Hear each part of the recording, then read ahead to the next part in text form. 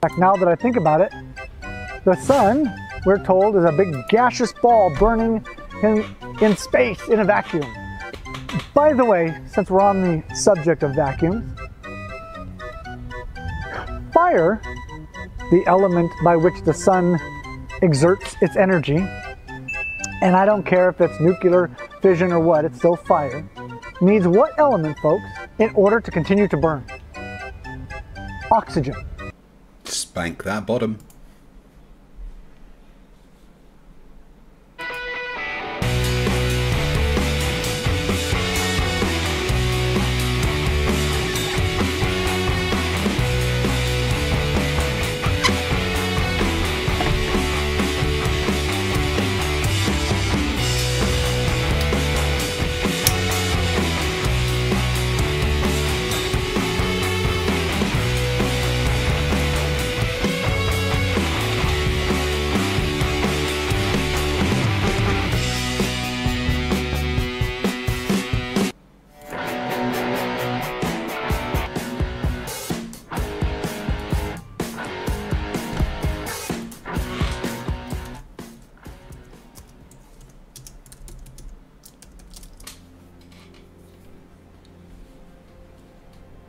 Living on a disk, floating through space, with a tiny sun.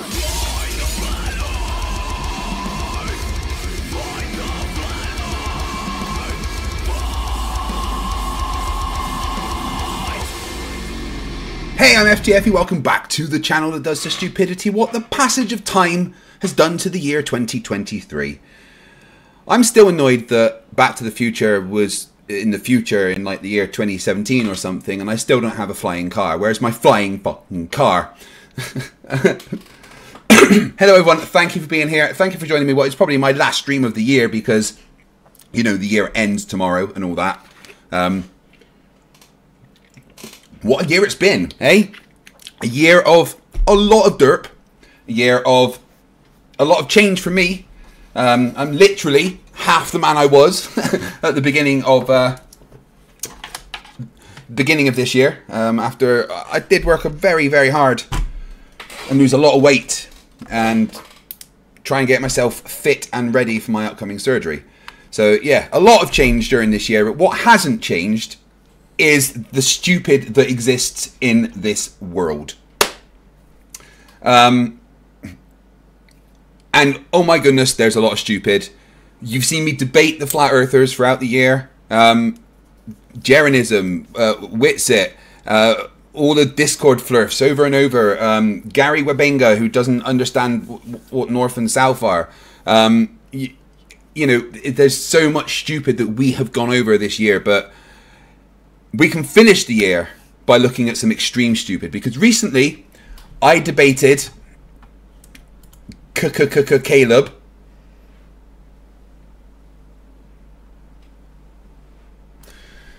Yeah, he actually did tweet that.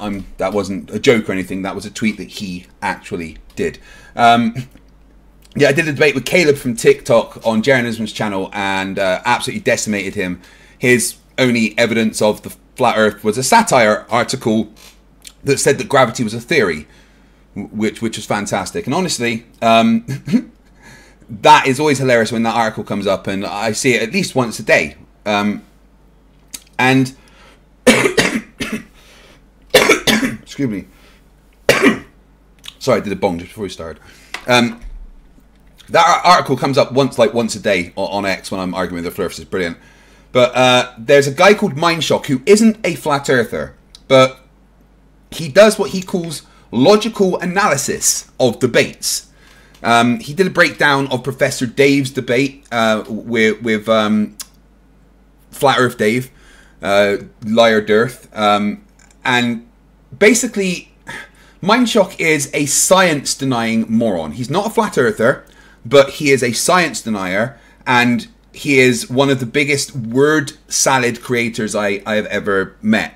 And what he does is he goes, oh, well, this person said this many fallacies and this person said this many fallacies. But for him, it just seems that simply breathing is a fallacy. And so he's done a breakdown of mine and Caleb's debate, as well as Professor Dave and Durf's debate. And he basically says that I've made hundreds and hundreds and hundreds of fallacies during this debate. And a lot of the flat earthers are taking this as a massive win. And before KKKaleb blocked me and ran away like a coward, he said that he would do a rematch with me if I agreed to, because he knew this logical analysis was coming, and if I agreed to do my own breakdown of this logical analysis, then he would come and debate me again. Now, he's not going to debate me again because I called him out on his racist and anti-Semitic ways, and he's blocked me everywhere, so he's not going to debate me again, but I'm still going to cover this because it's weaponized stupidity. And I thought that you and I could do it together. And I did try to do it on my own. Honestly, I did. I tried to watch the whole thing on my own, but it's 2 hours long. And it's a lot of fucking stupid. So we are going to work together, you and I.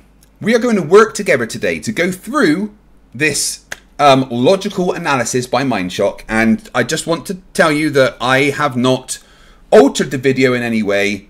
This is how he actually sounds. Thank you very much, Jiffy Jiffold, for gifting the 5 memberships. That's a good start to the stream. Always love that. Yeah, and I see a lot of you have already voted. The 130 of you have already voted on the poll. But if you haven't, right, hold off for at least 45 minutes, right? And just wait to make up your mind before you answer that poll. Who is dumber, Mindshock or Flerfs? Wait 45 minutes and then do it. So I hope you have all had a good year, and I apologize as I'm about to ruin it for you. Mr. X, Mr. Y says, 2 hours, how long are we going to be here? Fuck knows. I will try and get through the whole thing. It could be a long stream. Let's see what happens. Have some fun. I might even get some of you guys on to have a chat with me and stuff. I'm going to be in Discord if you guys want to come and chat during the stream, I guess. If you want to chat with me, go during the stream and point anything out. As well as the chat here, go to Discord and go to my Discord and go to the locker room.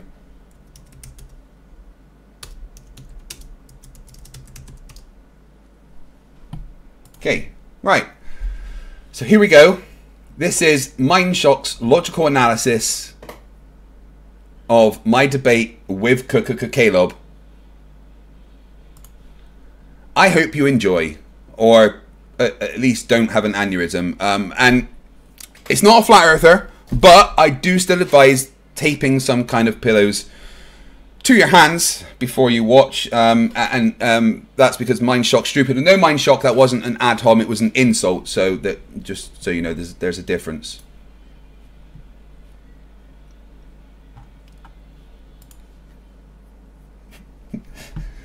Okay. Stupid is as stupid does. So let's do this.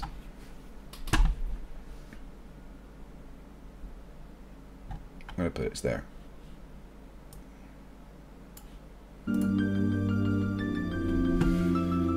Oh.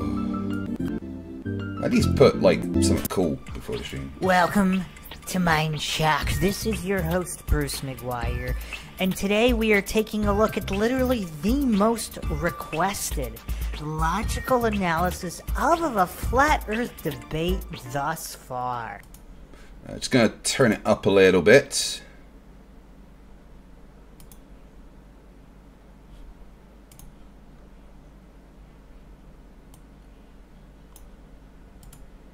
Yeah, and again, I haven't done that to his voice. Just so you're aware, he either does that on the videos or sounds like that. I'm just going to make the assumption, and hey, who cares if that's a fallacy? I'm just going to make the assumption that Brucey here actually sounds like that. That of the young Caleb, KCD Industry, against Craig of Fight the Flat Earth. And obviously Caleb has quite a following, and he's been in touch. And actually Craig has also dropped in on some live streams on Mindshock. So I will set the stage here, as I have had contact with both of these individuals. That's a lie. I don't think I've ever interacted with Mindshock once. So I don't know. One of them, a very bright young man who's actually passionate about logic and reason. Nothing to do with flat Earth. Let's forget about flat Earth for just 1 second. He just referred to Caleb as a bright young man. The dude asked me, is Earth's rotation inertial? Like, with a straight face and everything. You know, someone that's bright knows that rotation cannot be inertial, unchanging, because it literally is acceleration in one vector and deceleration in another, which means it's not inertial. So, no, Caleb's not bright. Passionate, yes. Passionate. Caleb is definitely passionate. Passionate about... Oh, I don't even like having it on my screen. But, and this is Caleb's own words, right? I'm not making up what I'm about to say. This is literally Caleb's words. I will reignite the passion of Adolf Hitler. Yeah, that is the words of Caleb. So yeah, you're right, Brucey boy. Caleb's passionate, all right. He said Caleb's bright. Jesus. Here, because disclaimer for anyone new to the channel, these logical analyses have nothing to do with conclusions. Let me repeat that again, because I know there's going to be a lot of trigger gifts. This isn't about the shape of the Earth or what is or isn't true. This is about logical argumentation. So we will be, of course, counting the fallacies and explaining the fallacy. Right. You guys aren't hearing this like I am. I am wearing earbuds that have stereo. And I don't know why Bruce has done this, but the audio is constantly moving from one to the other. Like he's got a mic and he's going like this. And it's very annoying. Just wanted to say that. So if you're wearing a headset, I'm not doing that. So what I find very interesting and inspiring is that people like Caleb actually care about logic and reason. Where, you know, a lot of people, older people, I actually don't know how old Craig here is. Now, again, people can call me biased. This guy... Hi, bias. ...seems to have a mental disability. He's not very well versed in first grade English, obviously not the scientific method. Now, maybe he's gotten a tutor. And again, I'm not calling him wrong. Maybe he's... Just want to listen to that little bit again.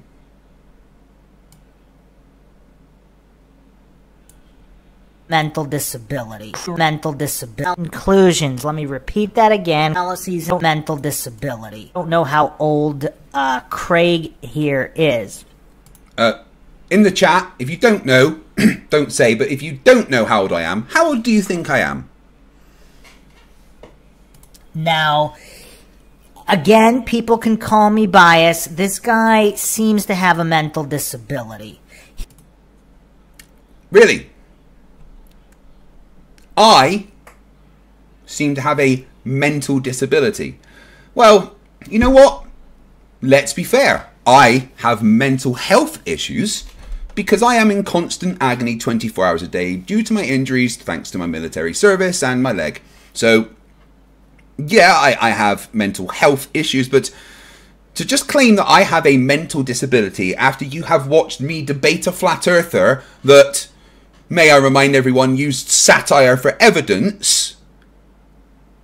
And you have just said that this guy is smart and passionate and said that I have a mental disability after you've watched that video of him doing that. Brilliant. Well done. He's not very well versed in first grade English, obviously not the scientific method. Now, me... Right, okay. English. Let's see. I did English GCSE. That's it. What did I get? I think I got an A in literature and a B in language, maybe. I didn't study English after that because I know how to talk. I am dyslexic, so spelling's an issue. I'm not well versed in philosophical arguments, and I really couldn't care to be.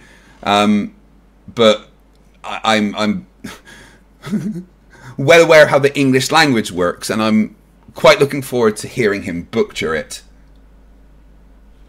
Right, let's see how old people thought I am. Anyone that said 40, fuck off. Anyone that said older than 40, fuck off. I'm only 40.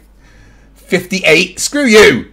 39, I'll take that, that's younger than 40. 37, I like you, thank you. 99, Ropey, come on. 43, 37. 73, Syrian, come on. Oh. And yeah, like Weldy Boy says, I've had years of exposure to Flerfs.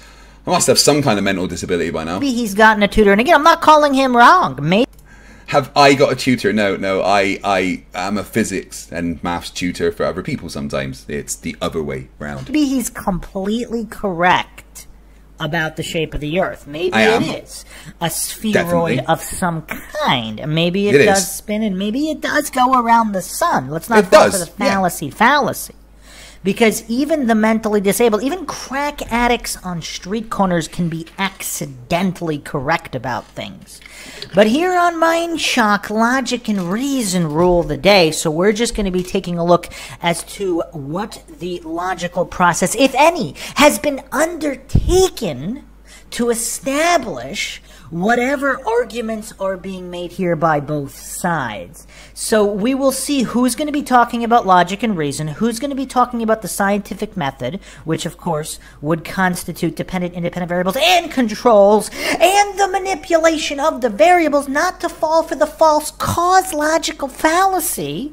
Ah, right, I see. So he's the Nathan Oakley School of Science, where it's only the high school version of the scientific method that demands IV and CV and DV, or otherwise it's not actually science, when everyone that actually does science, or has ever done science, or studied any kind of science at university, understands that that's a nuance that the scientific method uses as a guide, and there's a lot more to the scientific method than just strictly adhering to that script of IV, DV, CV. There is nuance to it depending on what you are doing in science.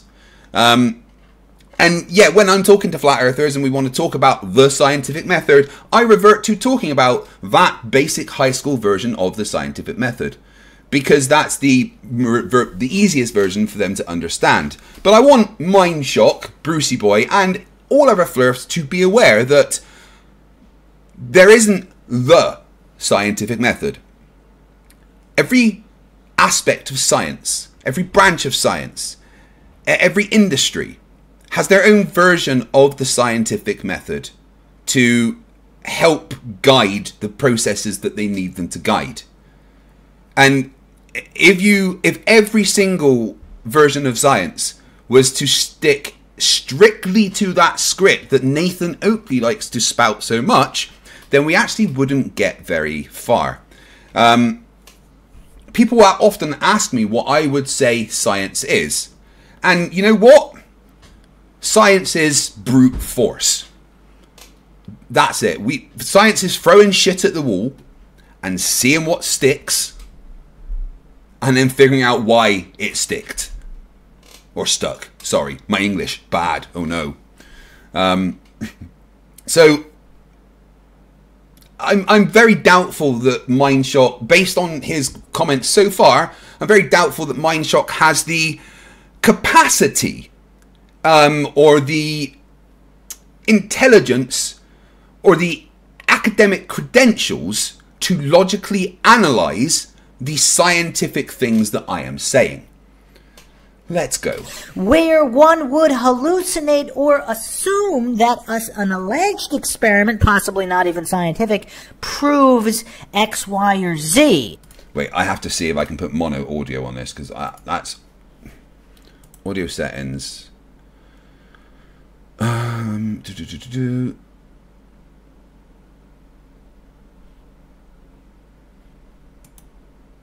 Separate mono. Right, hopefully that should make it bit better. And not that it proves something else. Like, for example, a lot of globe earthers like to invoke...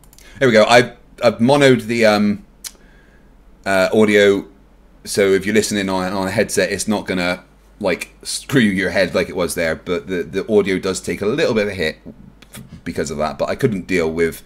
I don't know, like, my mic's here, right? And it's like he's doing this. It's like he's talking and doing this while he's talking. So, like, the mic, the omnidirectional mic is picking up audio as he's moving around. It's fucking awful. The Cavendish experiment, Foucault's pendulum, as if it proves something, which obviously it clearly doesn't in either direction, but... Wait, what? Right. Sorry, the audio was distracting me. Let's go back like 30 seconds so we can listen to what he's saying. Crack addicts on street corners can be accidentally correct about things. But here on Mindshock, logic and reason rule the day, so we're just going to be taking a look as to what the logical process, if any, has been undertaken to establish whatever arguments are being made here by both sides. So we will see who's going to be talking about logic and reason, who's going to be talking about the scientific method, which of course would constitute dependent, independent variables and controls, and the manipulation of the variables, not to fall for the false cause logical fallacy, where one would hallucinate or assume that an alleged experiment, possibly not even scientific, proves X, Y, or Z. And you're just babbling. Anyone on my side understands that no experiment proves anything in science, in that sense, because there is no such thing as proof in science. The concept of scientific proof just simply does not exist. So this is going to be hard because he's clearly scientifically illiterate. All right, maybe he has a slightly better grasp of the English language than I do in with some fancy words and, you know, stuff like that, because I'm a little rat from Bristol that talks like this and says cheers drive when you get on a bus, right? Maybe, I'm not saying he has, we're going to figure it out as we go along today, but maybe he's got a slightly better grasp than me of the English language. But what is very clear straight away is that he is scientifically illiterate.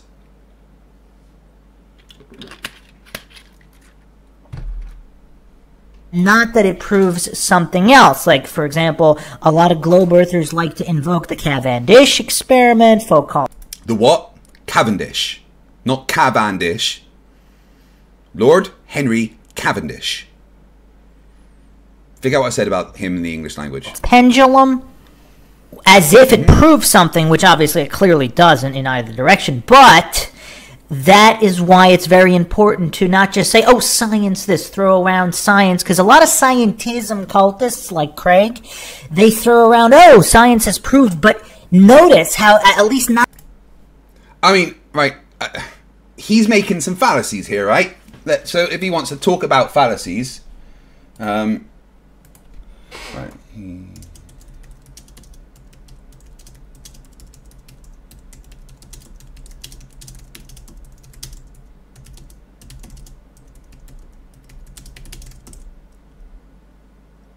Right, I'm not gonna lie, I am gonna have ChatGPT help me with the fallacies and stuff to see what it says.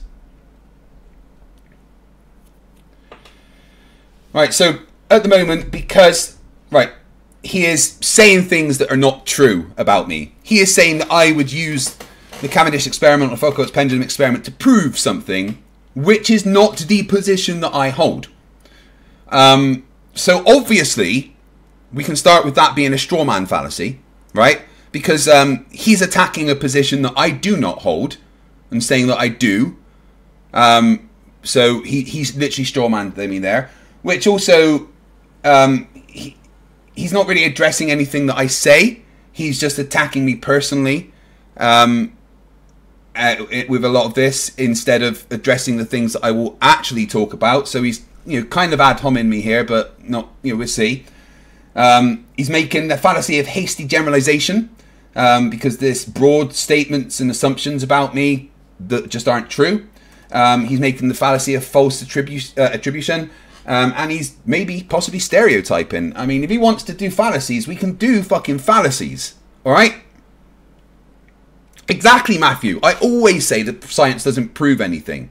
So he's making a bunch of assumptions, straw manning, hasty generalizations, you know. Mindshock, you're pretty dumb. Thank you.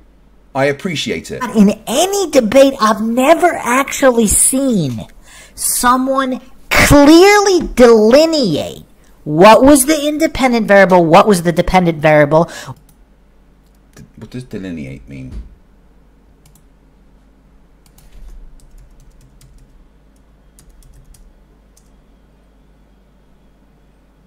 Describe or portray something, or indicate the exact position.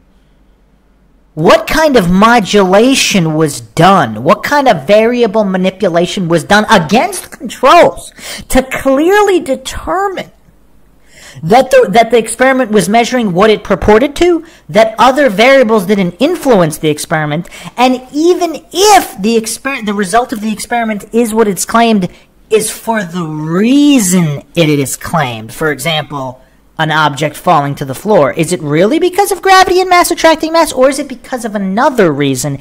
And how is that determined? It's all about the how. He literally has no idea what he's talking about with science and the way that you test for things. And, you know, if we're specifically talking about the Foucault's pendulum experiment and Cavendish experiment, they have controls. We can get into the specifics later if he wants to argue about them, but they have controls. So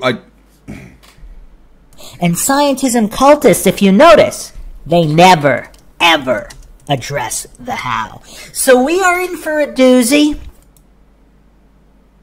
Scientists never address the how. Did he just say that?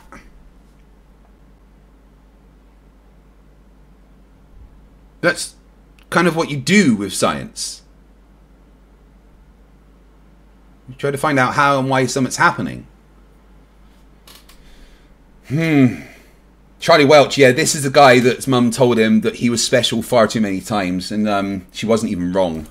Caleb's got quite the following, and he's actually been in contact for a bit, and he really wanted me to cover specifically this one, and a lot of his followers wanted me to cover specifically this one. Yeah, he begged on X. He begged and pleaded and said he'd pay him. So one stupid guy wanted to pay another stupid guy to say some stupid things. So again, Caleb, I want to thank you in advance for the great work you do for my channel, making content for me. And I'm going to take one for the team because, again, Craig from Fight the Flat Earth. So notice how it's not fight disinformation. Fight scientism to determine truth. It's specifically Fight the Flat Earth. Correct, it is, because Flat Earth is the pinnacle of misinformation regarding science. However, I don't just attack Flat Earth. I attack science denial in general. Flat Earth is my bag in, you know, that I like to do mostly, but yeah. And that's kind of why I changed my name from Fight the Flat Earth to FTFE. Fight the Flat Earth is more of a meaning of just generally fighting science denial, wherever that may be. Also, Fight the Flat Earth, FTFE, it's kind of clickbaity. You know? Fight the science cultists. Or, you know, fight scientism. No one's going to click on that shit. Fight the Flat Earth. Oh, there's Flat Earth idiots talking. I'm pressing that. So, yeah. People like him don't understand that this is YouTube, alright? We're fighting a battle not only against stupidity, but the Overlord algorithm. So if Flat Earth is true, I'm not alleging it is, but clearly Craig has no interest in truth or real science, and even his name, his moniker betrays that for anyone who's unclear on that. Right, so there we have an ad hominem fallacy attacking me personally instead of the arguments that I put forth. So thank you once again for showing that you... man, I should be fucking counting these fallacies that he's doing. Can someone... Right, right, guys, if you're going to be here for this whole thing, can someone start making a count of how many fallacies he's at? I think it's 6 so far. So let's be nice and say he's got 5 fallacies so far, okay? And let's see where he gets to, all right? So every time I add a fallacy, someone keep track of it, and we'll see if we remember by the end.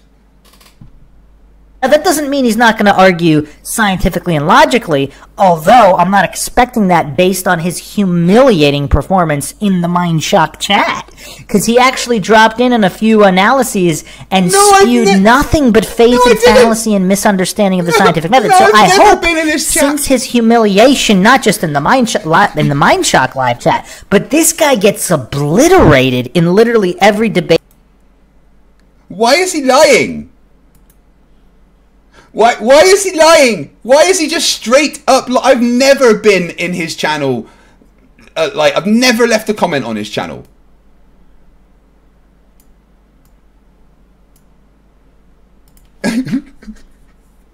He's just straight up lying there. My humiliating defeat in his chat. No. What a fucking liar. Right, anyone on Twitter or go to his channel and tell him that I'm doing this and tell him to come here.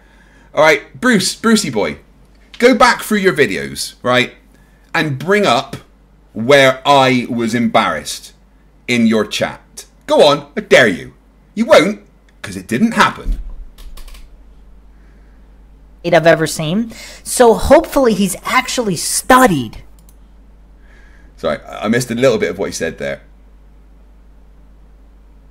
Oh my god, this is brilliant. I gets obliterated in literally every debate I've ever seen. I get obliterated in every debate. I debate flat earthers that don't understand how to tie shoelaces. So hopefully he's actually studied. Yeah, I did study. 2 degrees. Nuclear engineering and physics. Hopefully he's actually gotten a tutor to explain at least the basics, so he doesn't completely humiliate himself here. And I know Caleb was interested in an audit, obviously, an independent, logical, objective, and neutral analysis of... Which you are clearly, woefully incapable of doing. You dumb motherfucker. Of his argumentation. So we will see here, how many fallacies is he going to commit against Craig? Again, just to reiterate, this isn't about the conclusions. It's not about the shape of the earth. It's about the arguments. As always, if you find the Mindshock podcast interesting and informative, you can help support Mindshock. Donate to our PayPal. Just check the link in the description. Make sure to subscribe to the channel. Hit that bell for notifications. If you're still not getting them, just like and comment on more videos. That's how the YouTube algorithm works. Also, check out our Bruce McGuire channel on YouTube. I will be uploading a lot of stuff there that is not going to go on the main Mindshock channel, or depending on the order. Obviously, there's a lot of algorithm. I see this guy decided to come and embarrass himself today, censoring, but there does seem to be anomalies in the YouTube algorithm, so to speak. Yeah, get on with it, Bruce. I may upload things on that channel or the Mindshock channel. Make sure you're subscribed to both. And like and share, Twitter, Facebook, Reddit, Patreon. Patrons do get priority for case topic, logical analysis, co-podcast, or requests. You could also be a guest of the podcast depending on your tier. Questions, comments, theories, thoughts, suggestions, rebuttals, debunkings of any kind, leave them in the comment section. All right. If you've just joined, welcome. I am covering a dude called Mindshock, who isn't a flat earther, but did a logical analysis of my debate with Caleb, the TikTok flat earther. I have discovered already how dumb this guy is. And please, someone keep track of the fallacies. He's made 5 already. And just to reiterate, I have not altered this video. This is how he puts out his videos, either to hide his voice or because he possibly had a tracheotomy. I'm not entirely sure. Right. So let's get started here. This was hosted on Jeranism, and let's go through it. Yeah, and if you saw my recent debate with where I actually debated Jeranism, if you like the words nutter, then you'll enjoy that debate. Guys, how's it going? Are you guys ready for this?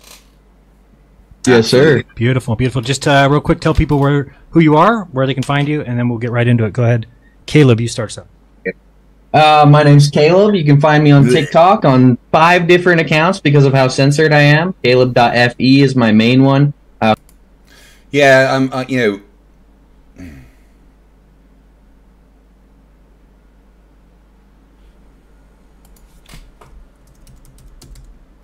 YouTube doing some bullshit there. Just refresh. This ain't my internet doing this because I got internet from space, alright? I got space hamsters now. They're fine. Do you still need to feed hamsters in space? But this is YouTube doing that, not me, alright? Possibly NASA, you're right, Clive. Yeah, so, I would never encourage you to go and report accounts. I just know that all his accounts break terms of service when they encourage praising a mustachioed Führer that we all know. Also I have Telegram. I'm also on X. But I'd recommend everyone find me on TikTok at Caleb.fe. Awesome, and Craig. Hey, I'm Craig. You can find me on the YouTube channel FTFE. You can also find me on the platform formerly known as Twitter, on Facebook, and all the good socials. I regularly debate flat earthers and do videos talking about science and physics. The science and physics, or the scientism? No, science and physics. I talk about physics and how it portrays to the world that we actually live in, showing how the world could possibly not be flat. You sound like a flat earther, well, just without the belief in a magic dirt pizza. I don't know, isn't laughing at me saying that I do science and physics some kind of fallacy? I'm not sure. That's the question here. Okay, fantastic. And if you guys are used to the show, it has a structure that we're not going by tonight. We're just going to see if we can have a conversation without any need for a clock or anything. So we'll see how it goes. Yeah, again, because Caleb demanded there be no format, because he was scared to be tied down to making claims. And then if we need to change it, we will. If you guys have questions that you want to have asked, if you send in a super chat on Rockfin or YouTube, we'll get to those by the end. So I believe they've already decided. Caleb, you're going first, right?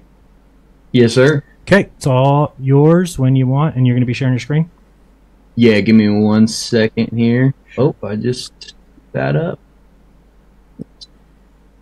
Just move some shit.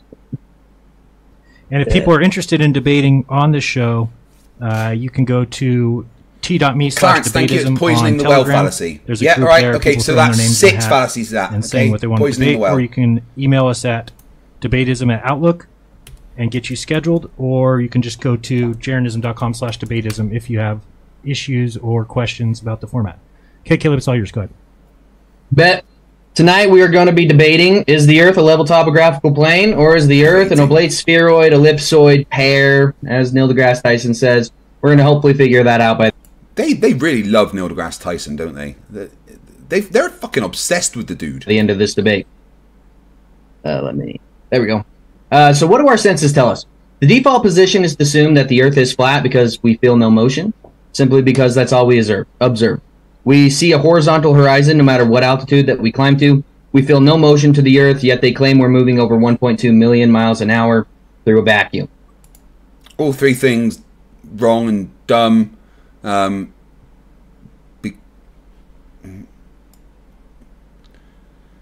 Default position is the Earth's a globe, because that's what everything tells us. No one thinks the Earth is flat that has a brain.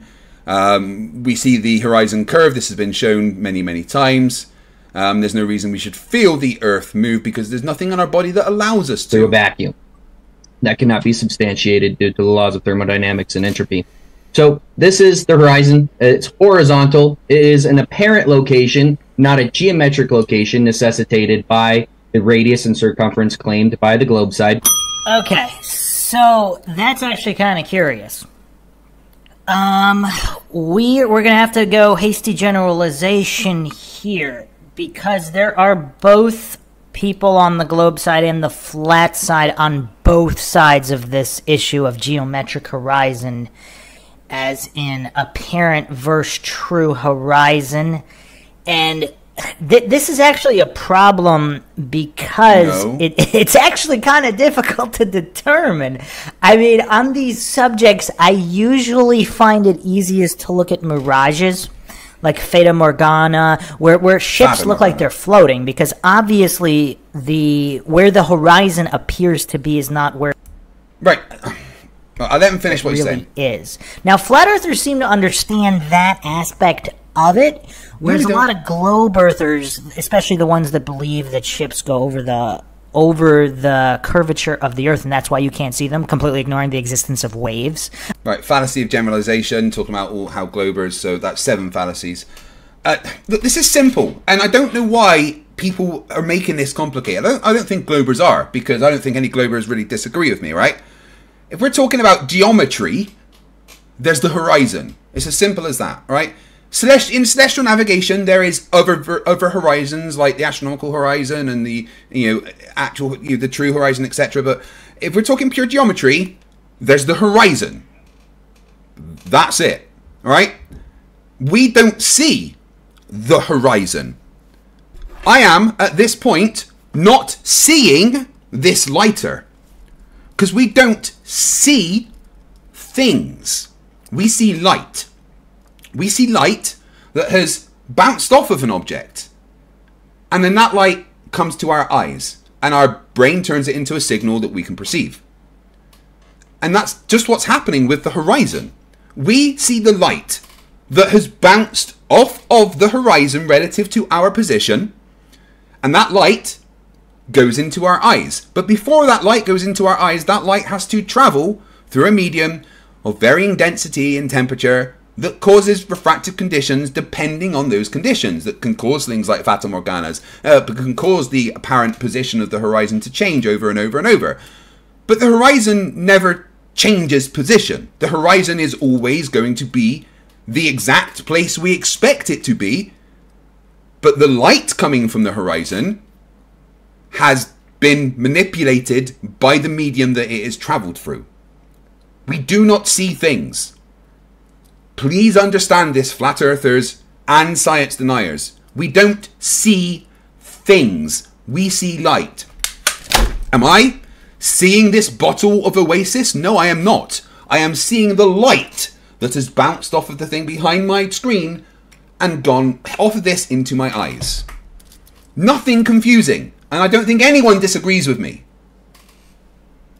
I mean, you really have goofs out there that think ships disappearing bottom up means something. And it fucking does! It absolutely 100% does mean something when ships disappear bottom first. Because you cannot bring them back. Look at this! Where the fuck did the bottom of this ship go, guys? It went over the horizon. It is being blocked by the curve of the Earth. The light that is coming from it is being blocked by the curve of the Earth. Everything we see there is refracted because the light has been refracted. But we can't see the bottom of the boat because the curve of the Earth is in the fucking way. No, you dumbass. Of course, boats disappearing bottom first shows that the Earth is a globe, because that would not ever happen on a flat plane. This guy is actually dumber than I thought. I apologize in advance. Obscure the bottom of any ship. Put a kayak in the water 2 feet in front of your face, and the waves are going to obscure the bottom of the kayak, especially if the waves are big. So he's making flat Earth arguments. I don't know if Craig here of Fight the Flat Earth is going to invoke that level of goofery. Obviously, other so-called globe earthers, scientists, and priests have done that in previous debates. He's actually just a Flerf without the flat Earth. Scientism priests. He sounds like Nathan Oakley. He sounds like Eric Dubé. He sounds partly like a chipmunk for some reason. So I don't know if they're going to do that. So yeah, this is definitely a hasty generalization because Caleb actually was pretty careful with the immediate opening where sense is in default position. I mean, yeah, it's kind of hard to argue against. I mean, yeah, the word default, like, what is the default? That's a tough one. I would probably, I mean, the burden of proof is on positive claims, so simply making no claim, not always, I would consider that. No, the burden of proof isn't always on positive claims.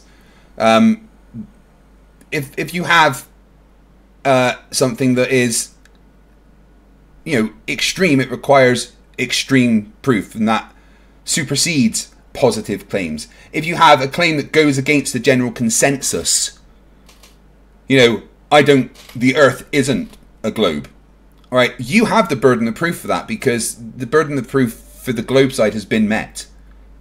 So it's not always the positive claim that has the burden of proof. This guy does not understand fallacies. At a default on not having a position. That's my default, at least, because anytime a claim is made, it must be backed up. If no claims are made, the burden of proof is not on you. So whoever's asserting a position or claim, burden of proof is obviously on them. Yeah, Eric's right. There was definitely a non sequitur fallacy there by Mindshock. By changing the topic of the subject from the discussion of what Caleb said to scientism and things like that. So let's make that, what, he's at 8 fallacies now. So right, someone write 8. Remember, we're at 8, okay? But I wouldn't group all flat earthers. Right, hold on. I'm gonna get up on the screen.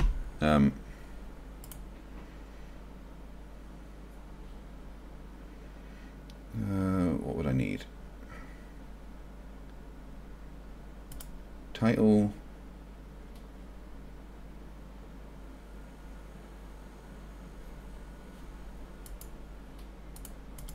Really should figure out how to do this. No, we just want text, right? Fuck it. We're just right in here. We're at 8. We're at 8, okay? Are all globe earthers in any category, and Caleb did do that off the bat, but let's continue here. So but you're not going to write down that he did that. Okay, so, you know, never mind. This is what you see. We will see the ground ramp up. All this water is flat here on the right, and the sky is ramping down. But because of an artifact of perspective, because our eyes are curved lenses, it ramps up and ramps down, creating an apparent location where the sky meets the ground. Yeah, I mean, I would also add that it's not just the physical nature of the eye, but obviously precipitation, humidity. Why are you getting involved? The conditions of the atmosphere, or atmos, whatever you want to call it. Atmosphere, you could still have an atmosphere around a flat Earth. Like if you're in a snow globe, technically it could be, there could be a globe on a half globe on the bottom too, and you'd still have, it could be a near infinite plane that you're actually on. So it would be easier just to simply state this is the establishment model of a spheroid approximately 25,000 miles in circumference versus some kind of flat plane that is not a spheroid. But yeah, atmospheric conditions actually account for the difference between the apparent and true horizon. Again, he's just talking like a Flerf. It's the atmosphere. That it's not the atmo. It's called the atmosphere. I don't care if people don't like it. That's what it's called. Isn't there some sort of fallacy about just randomly changing the name of things to what they'd like? He changed the name of atmosphere to atmo. Is that a fallacy?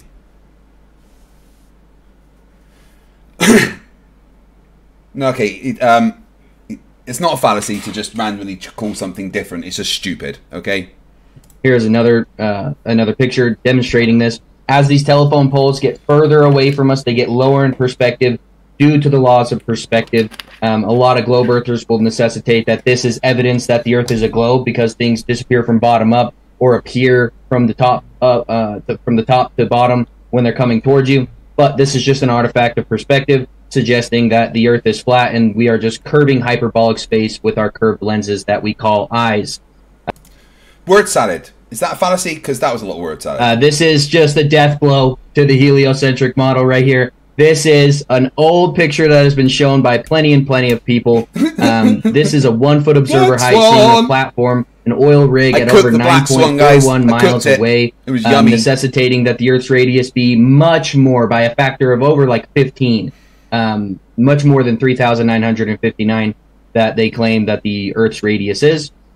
Oh, I like that he brought that up, because obviously, as long as I don't know if he specified death blow to the establishment model, because obviously you could get a similar result, obviously depending on atmospheric conditions, if the Earth is a sphere and it's much larger.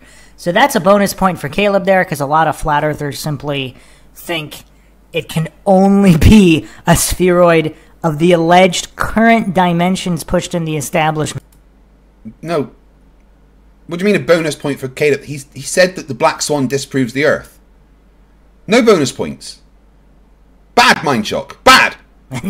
And it couldn't, for whatever reason, couldn't be anything else, which would have been a false dichotomy, but Caleb carefully avoided that there. So, yeah, very good job, Caleb, there.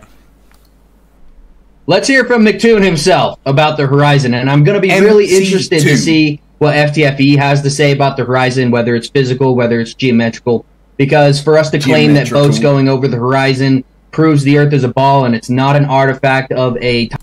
Yeah, you're right, Golden Knight. His use of the term establishment model says it all. What do you mean establishment model? It's just the model. It's not the establishment model, it's just the model that describes reality. That's it. We don't need an establishment for that, it's just what it is. We're going to give him a generalization fallacy there, so let's put it up to 9. 9 fallacies for him. Type of mirage or perspective, angular resolution, things like that. I would like to see, but let's hear what McToon has to say. I think he sets a very good example for this debate.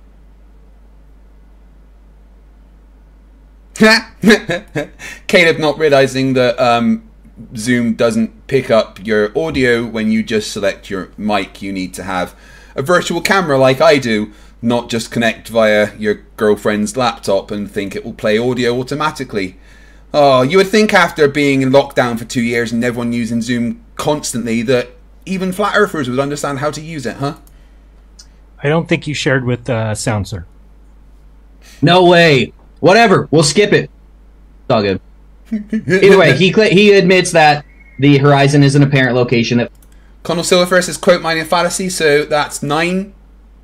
No, 10. We're at 10 fallacies now, right? Fluctuates based on atmospheric conditions and temperature differentials, which is reality. So you cannot say that any observation of the horizon necessitates that the Earth is curving or that the quadrillions of gallons of water are convexing around the Earth's surface. That's a begging the question fallacy. Anyway, long-distance laser experiments conducted... Yeah, Henry Mack, you're right. Mindshock claims to be looking for logical fallacies while committing them constantly. It is very cringe. Conducted by FE Core suggests that the Earth is flat. Plane surveying is a form of surveying which assumes that the Earth to be flat for up to 10 square miles. Sorry, not 100. Oh, right, it might be 100 square miles. Either way, I might be wrong on that. Marconi's successful propagation of a radio transmission over 2,000 miles across the ocean suggests that the Earth is flat. It was horizontally propagated and...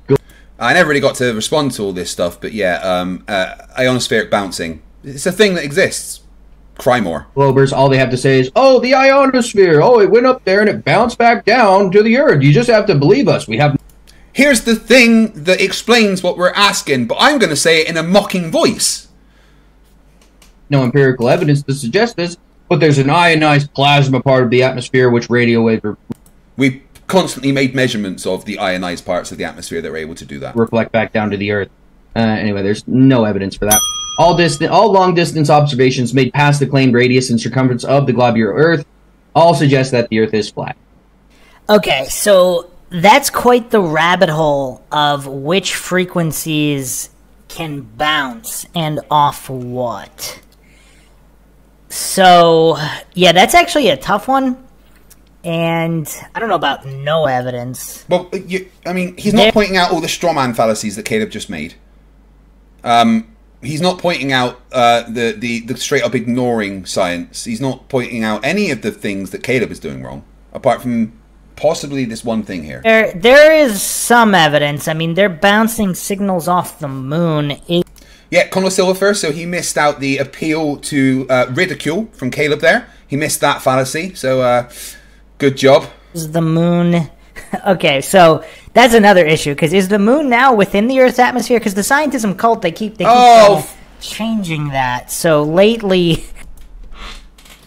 Jesus Christ. I actually thought it was only flat earthers that didn't understand what that meant. When they're saying that, oh, is the Earth's actually in, or the moon is actually within Earth's atmosphere, what they're talking about is how tests back in the 90s that they went over the data from show that there is a diffuse cloud of hydrogen that extends way beyond the moon's orbit that is gravitationally bound to Earth also, which technically makes it part of Earth's exosphere, which is technically a part of the atmosphere. But that doesn't mean that you can go out there and breathe just like we can here. It's still space, and when we say a diffuse cloud of hydrogen, we mean like 1 bit of hydrogen per meter cubed or something like that. No, the Earth isn't literally within the moon. Sorry, the moon isn't literally within Earth's atmosphere.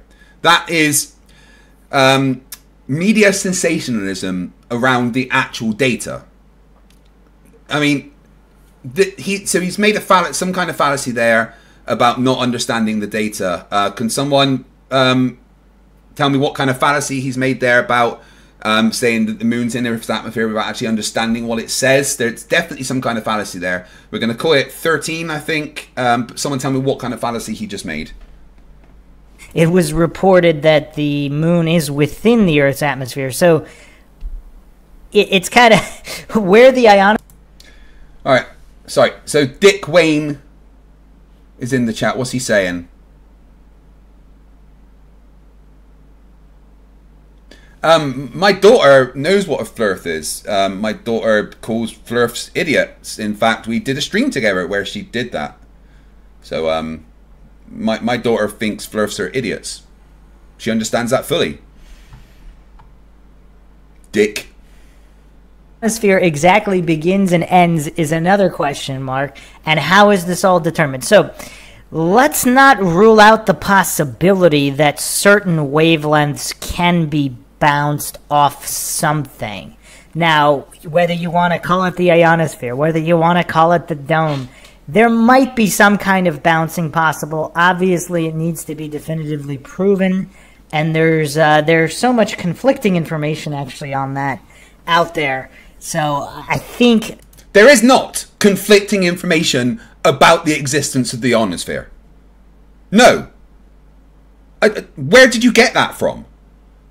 You're just making stuff up. What kind of...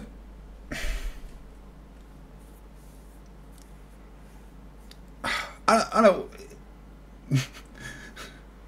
Yeah, he's definitely making straw man fallacies here, right? Yeah.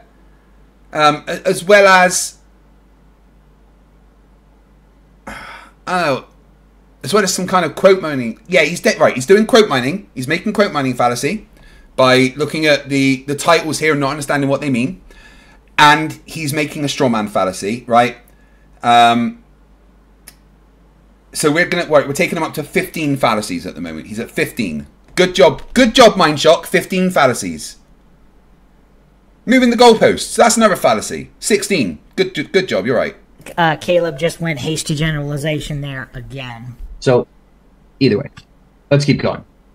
So, I have 3 topics that I'd like to talk to Craig about today. I'd like to talk about Craig, the horizon, and whether we can substantiate that the Earth is curved from looking at the horizon. I'd also like to talk about whether the Earth is in motion. Up to him if we go down this route. But as we can see here, Michelson-Morley experiment, they expected a fringe shift to pick up the 30 kilometers per second assumed rotation or orbit around the sun. This conclusion, well, this is what he said after the experiment was done. This conclusion directly contradicts... Yeah, Brenda, you're right. One of those fallacies that he made was the ad hoc fallacy. When he's just making shit up. So, yeah, he's totally committing the ad hoc fallacy quite a lot. So, he's at 16. Good job, Mindshock. You're not even through Caleb's opening, and you are personally at 16 fallacies. The explanation, which presupposes that the Earth moves. Every experiment in the history of mankind has substantiated this exact same statement, showing that the Earth is not in motion at all. Not even.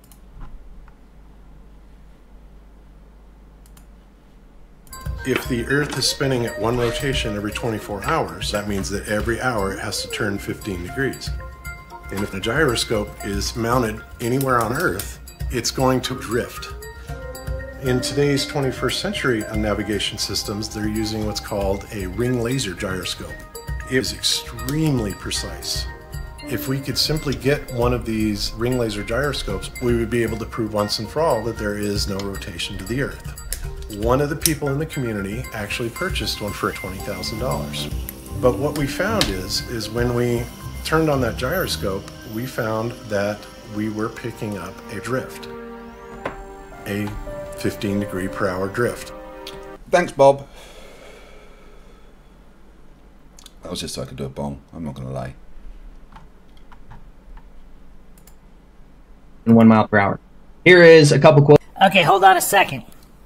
So, I also like that Caleb was basically quoting as opposed to saying that it has to have been a determined result.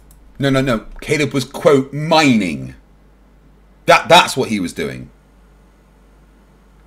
I'm surprised you didn't pick that up, because that's a fallacy. And you're supposed to be doing a logical analysis. So, it all depends on the ether. So, basically, whether there is or isn't ether, and whether it was a true null result or not, it actually wasn't. They rounded it to null. So, yeah, I went over this on some other podcast. I'm not going to do a deep dive into it right now. But, yeah, it hinges on a lot of the variables, and that when you have to go back to whether or not a scientific experiment, an alleged scientific experiment, is truly scientific, adhering to the scientific method, and accounting for all variables. So I see Dick Wayne in the chat saying that we bullied an 8-year-old girl. No, we made it very clear that none of that was the 8-year-old girl's fault, that her parents should be ashamed. We were bullying her parents for being awful, awful, awful parents. Not her. Any person that teaches their daughter the flat earth is an awful parent. And oh my god, do I have a stream coming up about that? Quotes from Einstein himself from the theory of relativity. To the question of whether or not the motion of Earth can be made perceptible in terrestrial experiments, we have already remarked in Section 5 that all attempts of this nature led to a negative result. Before the theory of relativity was put forward, it was difficult to become reconciled to this negative result. And then he also said, while I was thinking of this problem in my student years, I came to know the strange result of the Michelson experiment. Soon, I came to the conclusion that our idea about the motion of the Earth.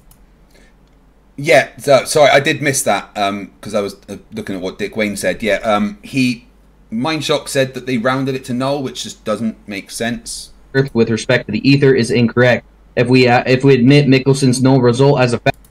You're right, Connell Silverfer. He's using appeal to the stone fallacy when he uses the term alleged experiment. So he's done that like 4 times. So we're going to take him up to 20 fallacies. Ding, ding, ding, ding. 20 fallacies. Good job, Mindshock. This was the first path that led me to the special theory of relativity. Since then, I have come to believe that no motion of the Earth can be made.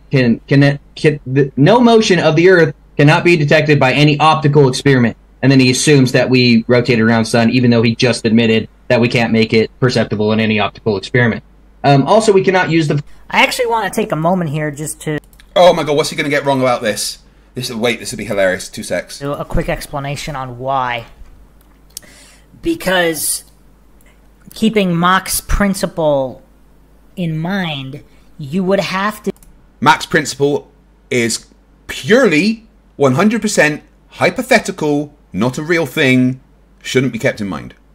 Be outside, in order to have an objective viewpoint, you would have to be outside of what you're viewing.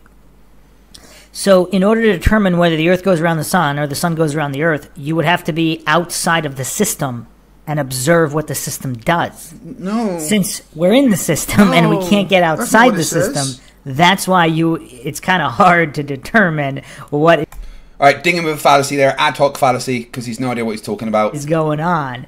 because of that. So all the scientism goofs hallucinating that it's definitely proven.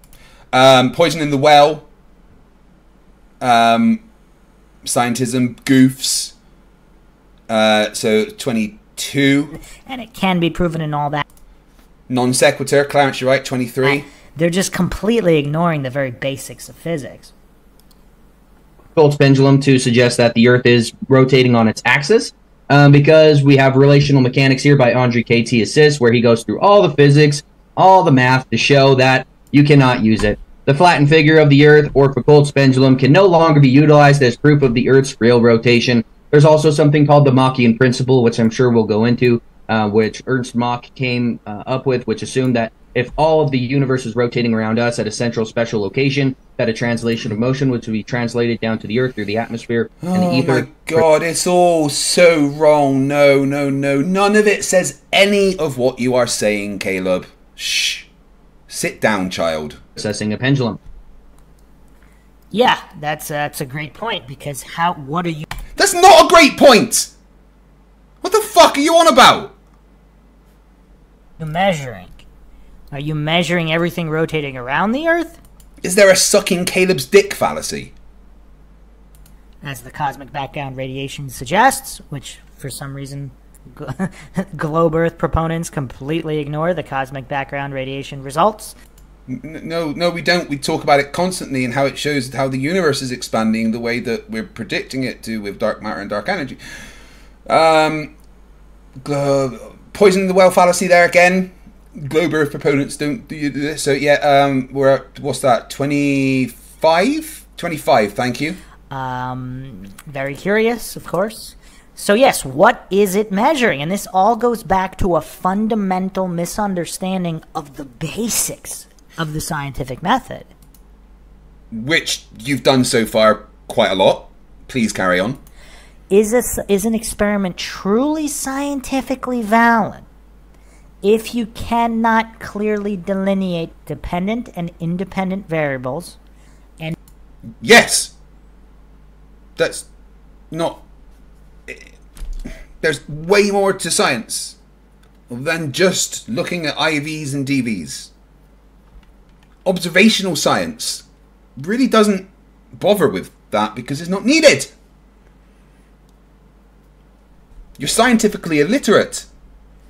So we're going to give him actually a strawman fallacy there and an ad hoc fallacy as well.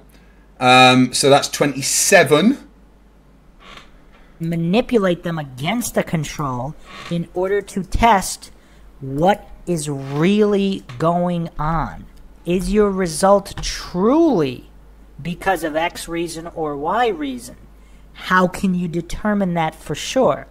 And I've never actually seen anybody on the globe side or even on the flat earth side other than Austin Whitsitt. Other than Austin, I'm not sure.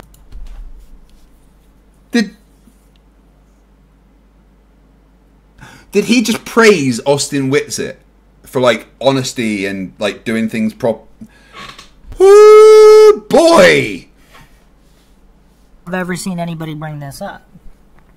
But we'll see if Caleb does, and we'll see how this is going to continue here. So far, there hasn't been any interruptions, so that's interesting.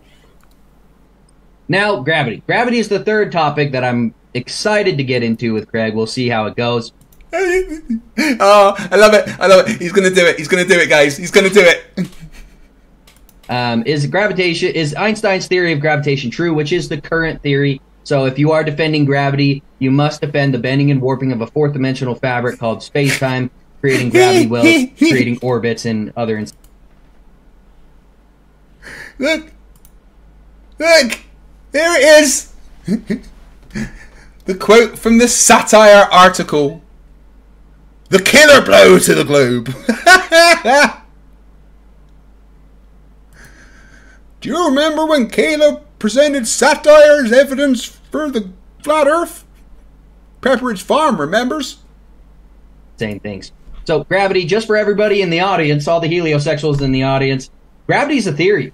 Gravity is not a fact. And the law of gravitation is just a mathematical model that is consistent with a downward acceleration. That's it. So just to set the bias here, it's only a theory. It's not been proven. There's no substantial evidence to suggest that bendy, warpy space-time is a fabric that bends in the presence of large masses. And his evidence for this is satire.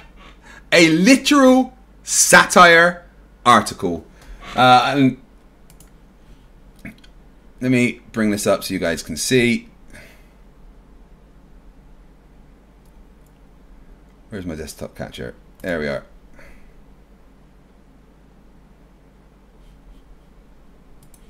Right. So you Google, is gravity a theory? Alright. And what they get is from this. This is the one they love. Right? Gravity, it's only a theory. Right? So we go and have a look. Gravity, it's only a theory. This textbook contains material on gravity. Universal gravity is a theory, not a fact, regarding the natural law of attraction. This material should be approached with an open mind, studied carefully and critically considered. It says no one's measured gravity for every atom and every star. The existence of tides, they try and debunk that for gravity, and numerous other flaws and other theories that should be... But what flat earthers ignore is this bit here, which says textbook disclaimers are down, but not out. This satirical, and I'll just highlight that one word so everyone can see it. This satirical look at only a theory disclaimers imagined what might happen if advocates applied the same logic to the theory of gravitation that they do to the theory of evolution. What that means is this is mocking people that don't believe in gravity and say, that don't believe in evolution, and say evolution is only a theory. This is mocking those people and imagining what would happen if you applied the same moronic logic of evolution is only a theory to gravity. It's satire. You absolute fucking dipshit.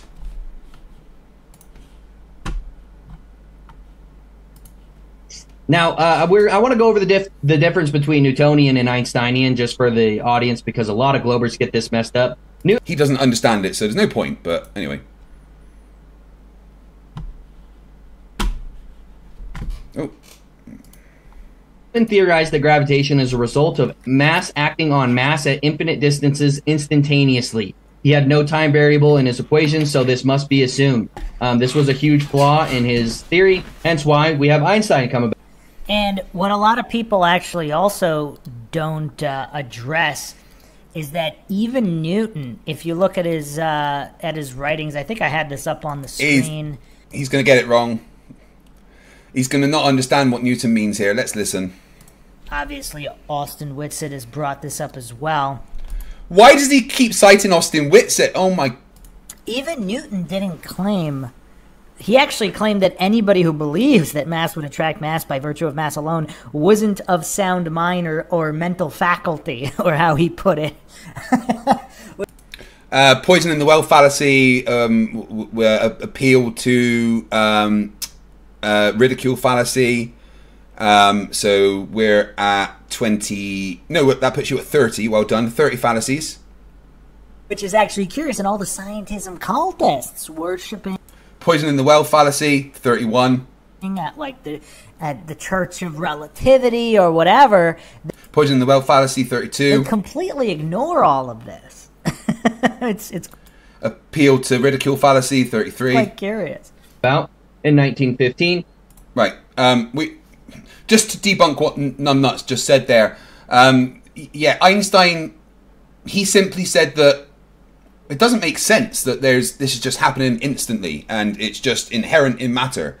That doesn't make any sense. I don't want that attributed to me. You know, don't think that. That's dumb. Even though that's what his observations showed. He was like, no, that can't be right.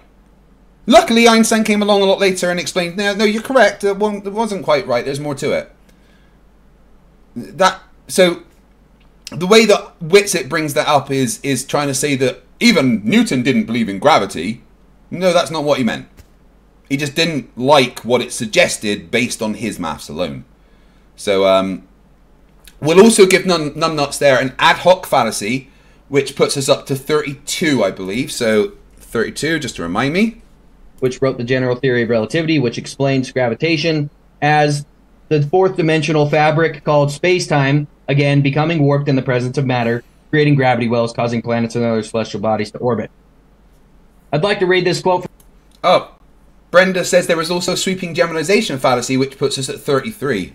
Thank you, Brenda.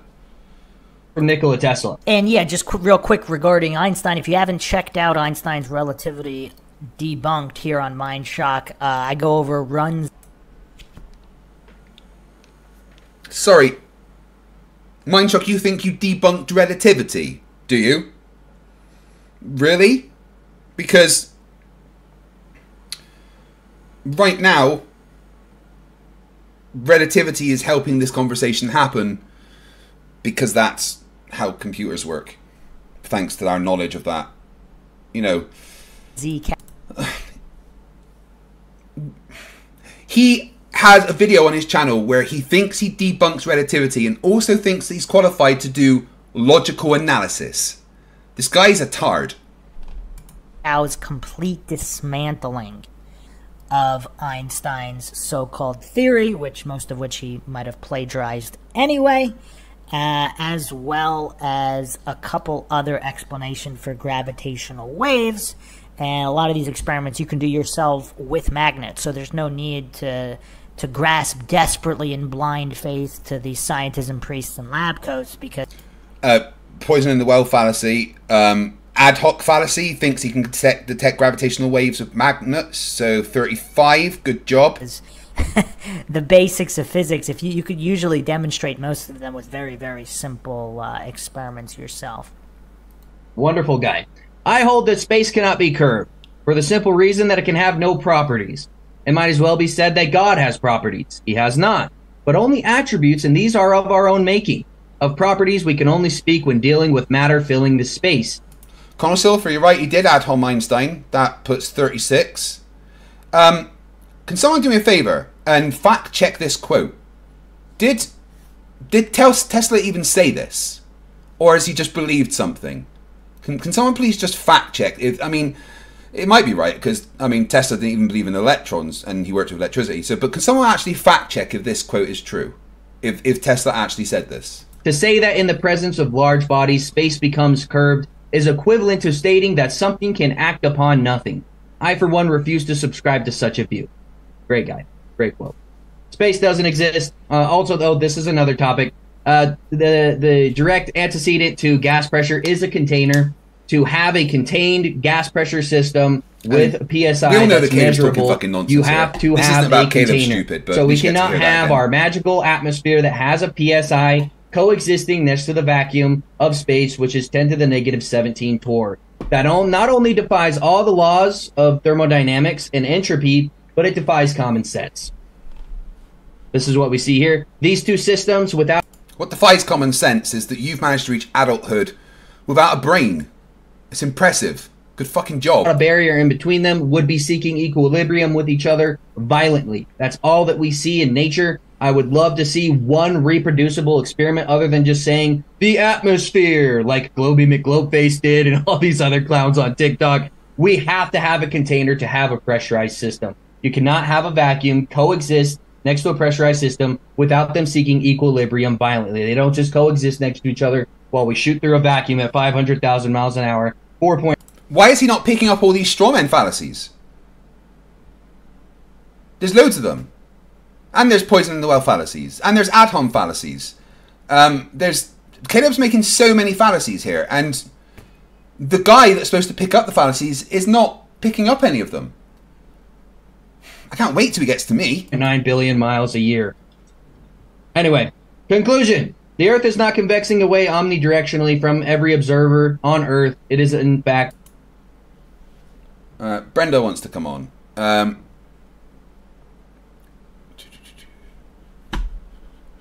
I'll set up a Zoom, Brenda, and you can pop on and tell me about the fallacy he used there. Give me one sec. Brenda, I've got you on Discord, don't I? Just tag me on Discord, please.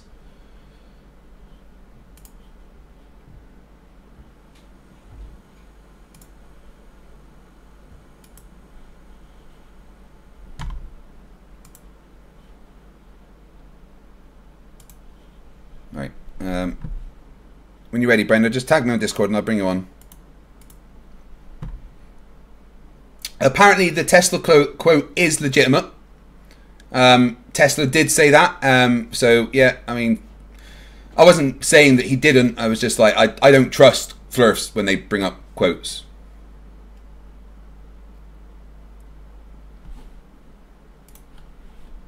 All right, Brenda, 2 secs. I'll give you the link.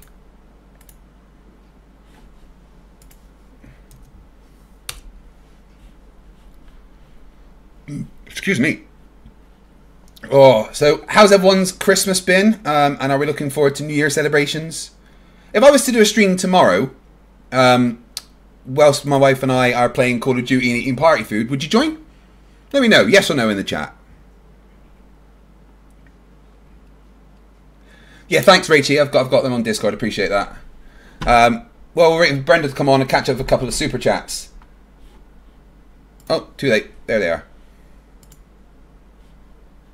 Brenda, hello.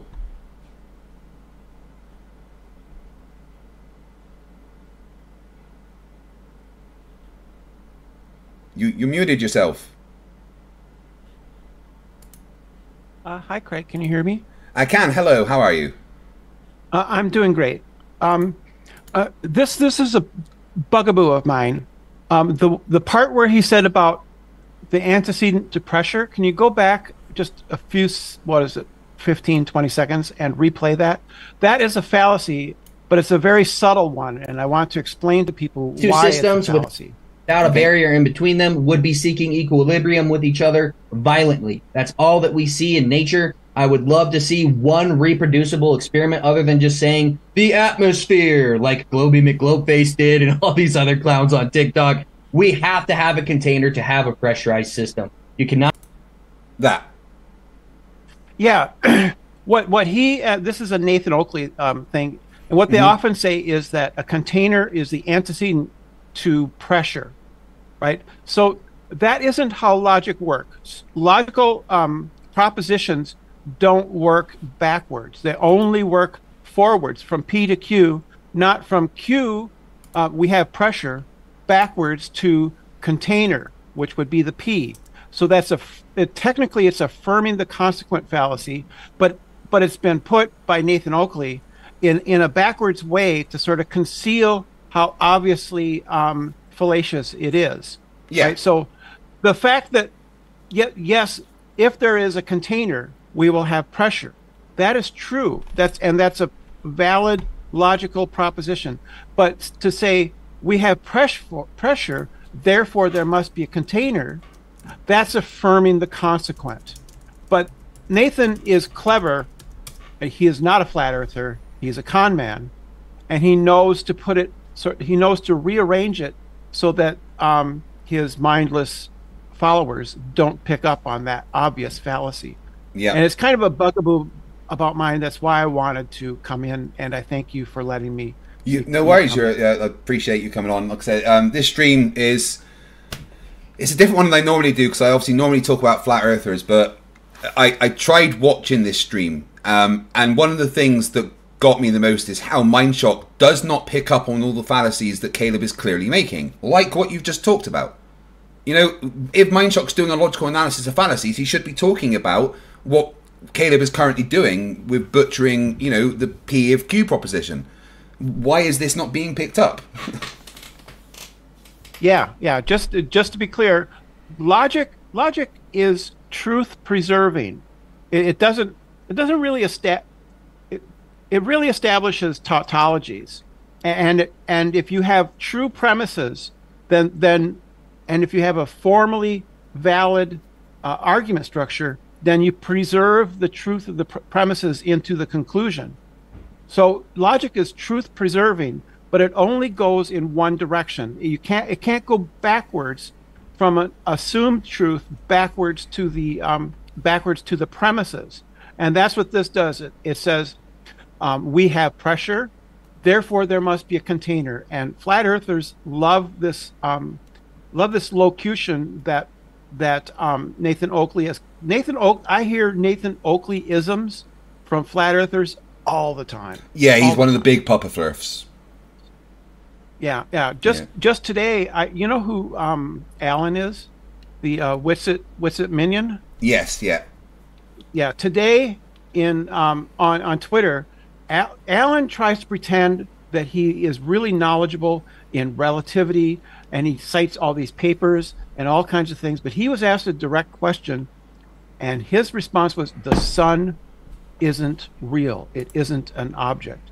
And that is straight from the paranoid schizophrenic Arwen. So that is just pure nonsense. Yeah.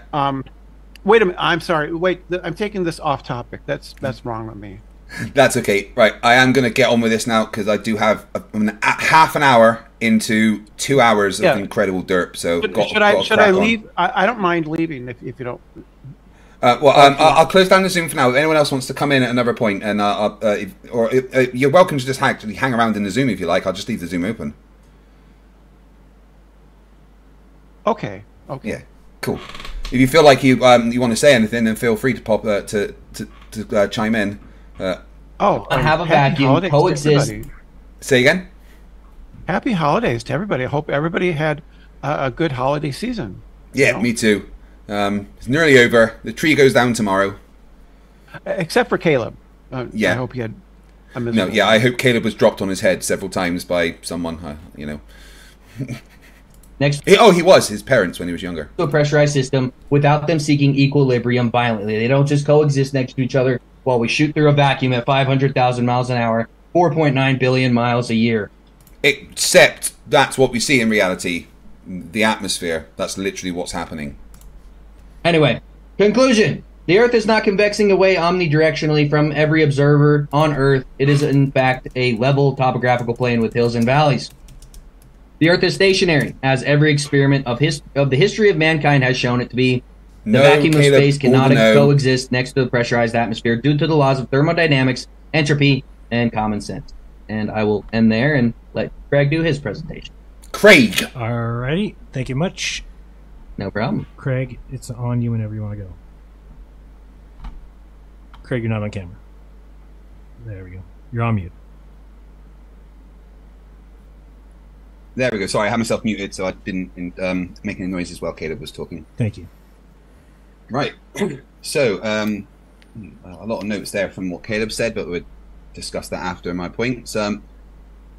Straight away, one of the things that I want to talk about is the Foucault's pendulum. There is no evidence that suggests the Foucault's pendulum doesn't do what we suggest. In fact,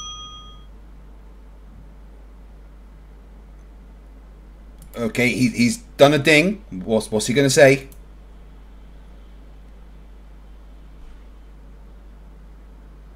Why is he taking so long?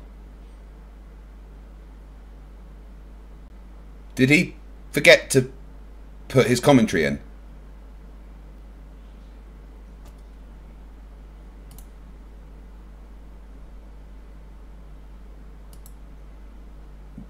I think he forgot to put commentary on. I'll just check that the audio's there properly. Caleb makes a very good thing. Oh, brilliant. Brilliant. So, the first fallacy that he dings me for, he didn't say what it was. But what you clearly noticed there was a gap for audio that he didn't put in. I'm just going to check that that wasn't me fucking up the audio. All right? Craig, you're not on camera. There we go. You're on mute. There we go. Sorry, I had myself muted, so I didn't make any noises while Caleb was talking. Thank you. Right. So, a lot of notes there from what Caleb said, but we'll discuss that after my points. Straight away, one of the things that I want to talk about is the Foucault's pendulum. There is no evidence that suggests the Foucault's pendulum doesn't do what we suggest. In fact, right, so he's dinged me. He's added a fallacy.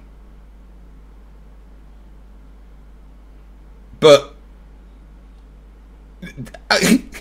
oh my god, he did. He did. Right, so I know what's happened, right? Because I've done this while editing, but I correct it before uploading the video, right? What he's done is, in his editing suite, he's made the gap where he's going to record the audio. He's hit the record button, but not hit the record button. Thinks he's recorded the audio for this section where he's supposed to be ripping me a new one. Because you see it goes up from 1 to 2, but he hasn't said anything. Because he didn't actually record his audio.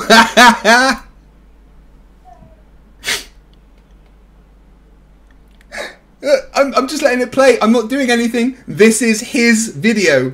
There's no audio. Caleb makes a very big thing about following the scientific method, even though there isn't just the scientific method. But if we want to talk about, say, the scientific... What? Right, so what was the first... So we don't know what the first 2 is for, so he's dinged me a 3rd time, and now he's saying something. Isn't just the scientific method? Well, nobody's saying the scientific method's the only concept in the history of existence. That's not what I'm saying either. So, strawman fallacy, that puts you on 38. What's this guy talking about? Or... There isn't just the scientific method. Like, well, what does that mean? Does anybody know what that means? Like, if you're talking science, how can you be... If you're just grasping at faith and fallacy, that's scientism, not science. Ad hoc fallacies, just making stuff up. So 39. Yeah, there isn't just the scientific method. There is more than one version of the scientific method. It's not hard. Really, well, obviously it is for you, but it really shouldn't be. Science is a methodology. In order for it to be scientifically valid, how can it be scientifically valid without following the scientific method? I mean, it's kind of... What a weird thing to say. Yeah, so that's another straw man, so we put him up to 40 for that. Thank you. 40 fallacies. Good job, Mindshock. I mean... After he set this kind of stage, making it clear that he's all about the scientism instead of the science, I mean, I guess there's... I mean, I don't know, man. This is going to be rough. Different method we... poison in the well fallacy. This is going to be rough. 41. Learn at high school. Basic 5 steps. Observation. He only learned the scientific method in high school? Strawman fallacy. That's not what I said. You learn the scientific method in high school. Or a version of it. I mean, there's some scientific method stuff for preschool kids as well, but you actually, when you do your first kind of scientific method investigations, that's not until high school. It's as simple as that. So what he's doing here is a quote mining fallacy, because he's not understanding what this is saying. This is saying that you can make kids interact with things that resemble the scientific method at a young age. This isn't teaching kids the scientific method in the way that you learn the scientific method at high school. So let's give him an ad hoc fallacy for that. 41, 42. Who was that? Yeah, 42. And the quote mining 43. So 43. What kind of special ed classes did this guy go through that he only got to the scientific method in high school? Ad hom fallacy, attacking me instead of the point I was making. Because that wasn't the point I was making. The point I was making is that there isn't just that version of the scientific method that you learn in high school. I never said that that is the only place that you learn the scientific method. I mean, I guess that'd be explain a few things. I guess I'm a little surprised he even got to high school, but if it's all special ed, I mean, I guess that... I can guarantee you, Mindshock, that I am more qualified than you in every aspect of life. I have 2 degrees. I have 4 A-levels. I have a HNC national diploma. That's in popular music, but, you know, it's still a qualification. I'm a qualified nuclear engineer. I'm a qualified project manager for wind farm development. I own a successful YouTube channel. I am more qualified than you in every aspect of life, not to mention the fact that I'm much better looking and I obviously have a much bigger dick than you. So, you know, you don't get to say these things. Can I add something? Wow, this is rough. I honestly, Mindshock, what are your qualifications? Tell us. Tell everybody what you have degrees in related to science. hypothesis, prediction, experiment, analysis, repeat, etc., then Conor Silva first says he's up to 46. There are around 46 fallacies. Notice how he completely glossed over, or I guess he doesn't know about, the absolute basics in terms of testing with an experiment and what makes the experiment valid. Again, Generalization fallacy. I didn't say that I don't know about these things. I was just using brevity and talking about saying some things. Just he's gone and like clipped, done the exact flat earth thing. I've got a little screenshot of something off the internet about variables and said he didn't say these things, he didn't do it right. Yeah, I'm just, you know, using brevity, dude. Wow, when you I really take back what I said about you understanding the English language, you dumb fuck. Independent variables, and controls. Notice how he didn't talk about that at all. Now, is that on purpose because he's not being honest, or is Poison in the Well fallacy 47. He just in all his Ad hom 48. I missed 48 for a second there. Special ed classes, he never actually got to Ad hom 49. Independent variables and controls, so he doesn't know about them. Instead of addressing what I actually said. These false cause and false. We're going to put him up to 50 for strawman in there because again he's attacking a position that I'm not holding. So 50. 36 minutes of his video, he's at 50 fallacies. And remember that he hasn't talked for the whole video. A lot of it has been him just replaying the debate between Caleb and I. Dichotomy logical fallacies? Man. Foucault's pendulum. And we still don't know what the first two dings of mine were for. Because he forgot the audio. Do me a favour, someone clip that bit where he forgot the audio and send it to me on Twitter. Follows that. So you can make an observation of anything, like the stars moving, you know, in a particular pattern. Or what were those dings for? I said you can make an observation of the stars moving. How is that a fallacy? Maybe I missed something there. 3651. Foucault's pendulum follows that. So you can make an observation of anything, like the stars moving. Right. So I said that Foucault's pendulum follows the scientific method when you use it as an experiment, which it does. And he dinged me for a fallacy but didn't say what it was for. And then I said that you can make an observation of the stars moving, which is a fact. Anyone can fucking do that. And he dinged me for a fallacy, but didn't say what for. Okay. You know, in a particular pattern, or the sun going across the sky. That is a simple observation. You can form a hypothesis from that. You can either form a hypothesis of the stars and the sun are moving, or you can form a hypothesis that we're moving. A hypothesis is just an educated guess. And then you can make a prediction based on your hypothesis. And if the hypothesis is that the Earth is rotating, then that's going to mean certain physical things are happening, like a Coriolis force being applied. Oh. So he's dinged me there when I am stating simply a fact of reality. The fact of reality is, if we are on a rotating globe, if we are a hypothesis, then there will be, according to physics, certain physical things happening on the surface of that globe, like the Coriolis forces. That is not a fallacy in any way, and I'd love to see why he thinks it's a fallacy, but the fact that he just started laughing, we're going to give him an appeal to ridicule fallacy, which takes him up to 51. Wow. So he started the fallacy stack early, with all these circular reasoning, false cause, false dichotomy, logical fallacies. And again, is anybody surprised that I didn't make any of those? I am simply following the scientific method that we want to talk about so badly. The basic high school version of the scientific method. Observation, hypothesis, prediction, experiment, analysis, iterative testing. And that's all I'm doing. I am relating those experiments to that process. There's no circular reasoning. It is simply putting those experiments into the context of the basic version of the scientific method. this guy is just not mentioning dependent variables and controls? With the fallacies he's making, he's up to 56 fallacies. Correct. Geocentric plane, yes, it is a fact of reality that if the Earth is a globe that is rotating, that will exhibit certain physical manifestations, like the Coriolis force. I know you don't think it's reality because you like crayons for breakfast, but if there is the case, that is what's going to happen. So we're at 56. And the modulation of variables in order against the controls in order to prove your hypothesis true or false.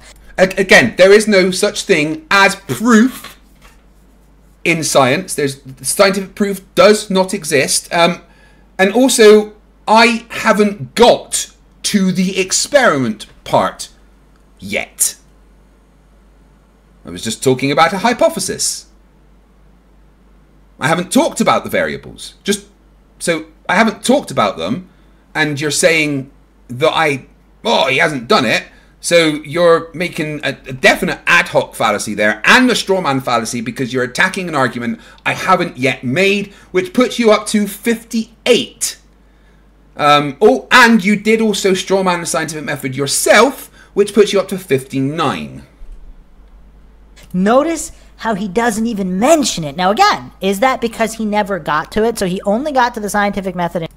Ad hom fallacy, suggesting that I didn't get there instead of actually attacking what I've been saying. In high school and his special ed classes. So that's he 60. Never actually learned about what a... There's another ad hom there, so 61. Valid experiment is. Is that why he's saying that? I mean, I guess that... ad hom, saying that I never learned what a valid experiment was. I would explain it. Or is he being intentionally dishonest? But why would any... Poisoning the well fallacy, saying I'm being intentionally dishonest, 63. I mean, I've posed this question before. Why would some of these globe earthers, like some of the biggest flat earth recruiters ever, like this guy Craig, fight the flat earth? He's probably made a lot more flat earthers than any other flat earth. Well, no, the playlist on my channel of interview with ex-flat earthers, and the ex-flat earthers in this chat, shout out to Ray250s, all disagree with you. Through his silly defenses here, but why would he humiliate himself like this on purpose if he was intellectually dishonest? Unless we go down the rabbit hole, this is all the ad hom fallacy, poison the well fallacy, 66. PSYOP, he's getting paid money by the CIA to humiliate himself like this. Assumption fallacy, generalization fallacy, so 68, thank you. And he doesn't have any self-esteem, so he's accepting the ad hom fallacy, saying I don't have any self-esteem, 69. Money, so he doesn't care if he... Nice. Looks like a complete and utter goof. But if he is... ad hom fallacy, saying I look like a goof instead of attacking the argument. So we're up to 70 fallacies. Good job, buddy. He's being honest, and he simply has a mental disability, and people are just indulging him and allowing... Saying I've got a mental disability instead of attacking the argument. Because that's what we're doing here. So 71. Him to humiliate himself by performing in these debates. I mean, that's kind of sad. Yeah, it's an ad hom fallacy and a poison in the well fallacy there. So we'll take him up to 73? Yeah, 73. Good job, dude. 73 fallacies in 38 minutes and 47 seconds. Rock on. I mean, that's definitely kind of sad. But again, yeah, notice how there's no mention of dependent variables, independent variables, or controls. Yet, because I haven't got to that bit. And if that's the case, then we can make predictions, which would be the next step in the scientific method. Yeah, like I've said, predictions. So, hypothesis, prediction, then experiment. And that's the experiment that you have your controls in. Mindshock. Mindcock. And the predictions is that... yeah, you're right. Strawman again, 74. If we have a pendulum swinging from a point attached to a pivot point, then depending on where it is on Earth, as it swings, it will drift a different amount. What's the ding force? Would that amount be the same if the Earth was stationary and everything was going around the Earth? No, it wouldn't. Absolutely not. There's no reason for it to happen. There is no transfer of mechanism of motion if the universe is rotating around the pendulum instead of the pendulum rotating itself. Einstein said that indistinguishable from the total mass energy of the universe rotating, because that's just the stance of relativity. But if the universe was itself rotating, the frame dragging effect of that onto the pendulum would not give the same effects that we have in Coriolis. So ad hoc fallacy 75, strawman fallacy 76. Again, going back to dependent and dependent variables and controls, which this guy either doesn't know about or is intentionally not bringing them up if he's dishonest. I mean, this ain't right. Poison in the well fallacy 77. Again, I haven't got there yet. We're only on predictions. Rocket science here. I mean, this is simple stuff, but unfortunately, you see the same thing in all these flat Earth debates where the scientism cultists, they never 78, scientism cultist, poison in the well. Actually talk about real science and what separates a valid scientific experiment from an invalid one. Straw man in science because he's just no idea. So we'll take him up to 79 there. Good job. Thank you. Well done. And this is an experiment that you can do, that you can test yourself. Again, what are you testing, and how do you know you're testing what you think you're testing? Because you make a prediction, and then you test to see if that prediction happens. That's how science works. Observation, hypothesis, prediction, testing that prediction, i.e. experiment, analysis. That's how you know. You make a prediction and you test it. And when you set up the experiment, you make sure that there are things that are controlled for. And then you have your independent variable that you can manipulate for the experiment, your dependent variable, which will result from the manipulation of that. If you want to do the basic version of the high school scientific method, then sure, that's where we're going. But again, I haven't got there. And if you're wrong, how would it look like otherwise? And how do you know that for sure against being right? So, strawman, ad hoc, and he was talking about the globus as well, so we're going to do the sweeping generalization, so we're up to 82. That's where modulating the variables comes into play, which this guy doesn't know anything about, apparently. Poison in the well fallacy, so 83. 40 minutes, 83. Nice. I did it when I was at university. In fact, so does every physics undergraduate, and uses it to actually calculate your position on Earth. Oh, wow. Appeal to popularity and appeal to authority. He's rolling. No, I'm just making a statement that everyone does it. It can be done. I wasn't making an appeal to anyone. An appeal to authority would be something like, the king said it can be done, so let's go and do it. But an appeal to authority is not going, well, you can do it, it's been done, we all did it, I did it, my course did it. That's not an appeal to popularity, an appeal to anything. That's just making a statement that you can do it. Look, they've all done it, you can go and do it as well. I didn't make any fallacy, although my chat is pointing out that you have been making incredulity fallacies. Oh, Brenda's muted, I didn't realise.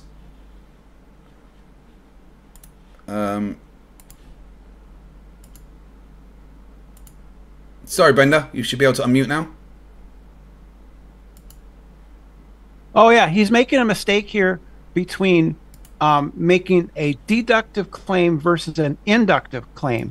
So when you say that every engineering student conducts this experiment, what you're really saying is you're making an inductive inference from all of these other people are, therefore it's most likely to be true, is likelihood rather than deductive certainty. Deductive arguments give us certainty.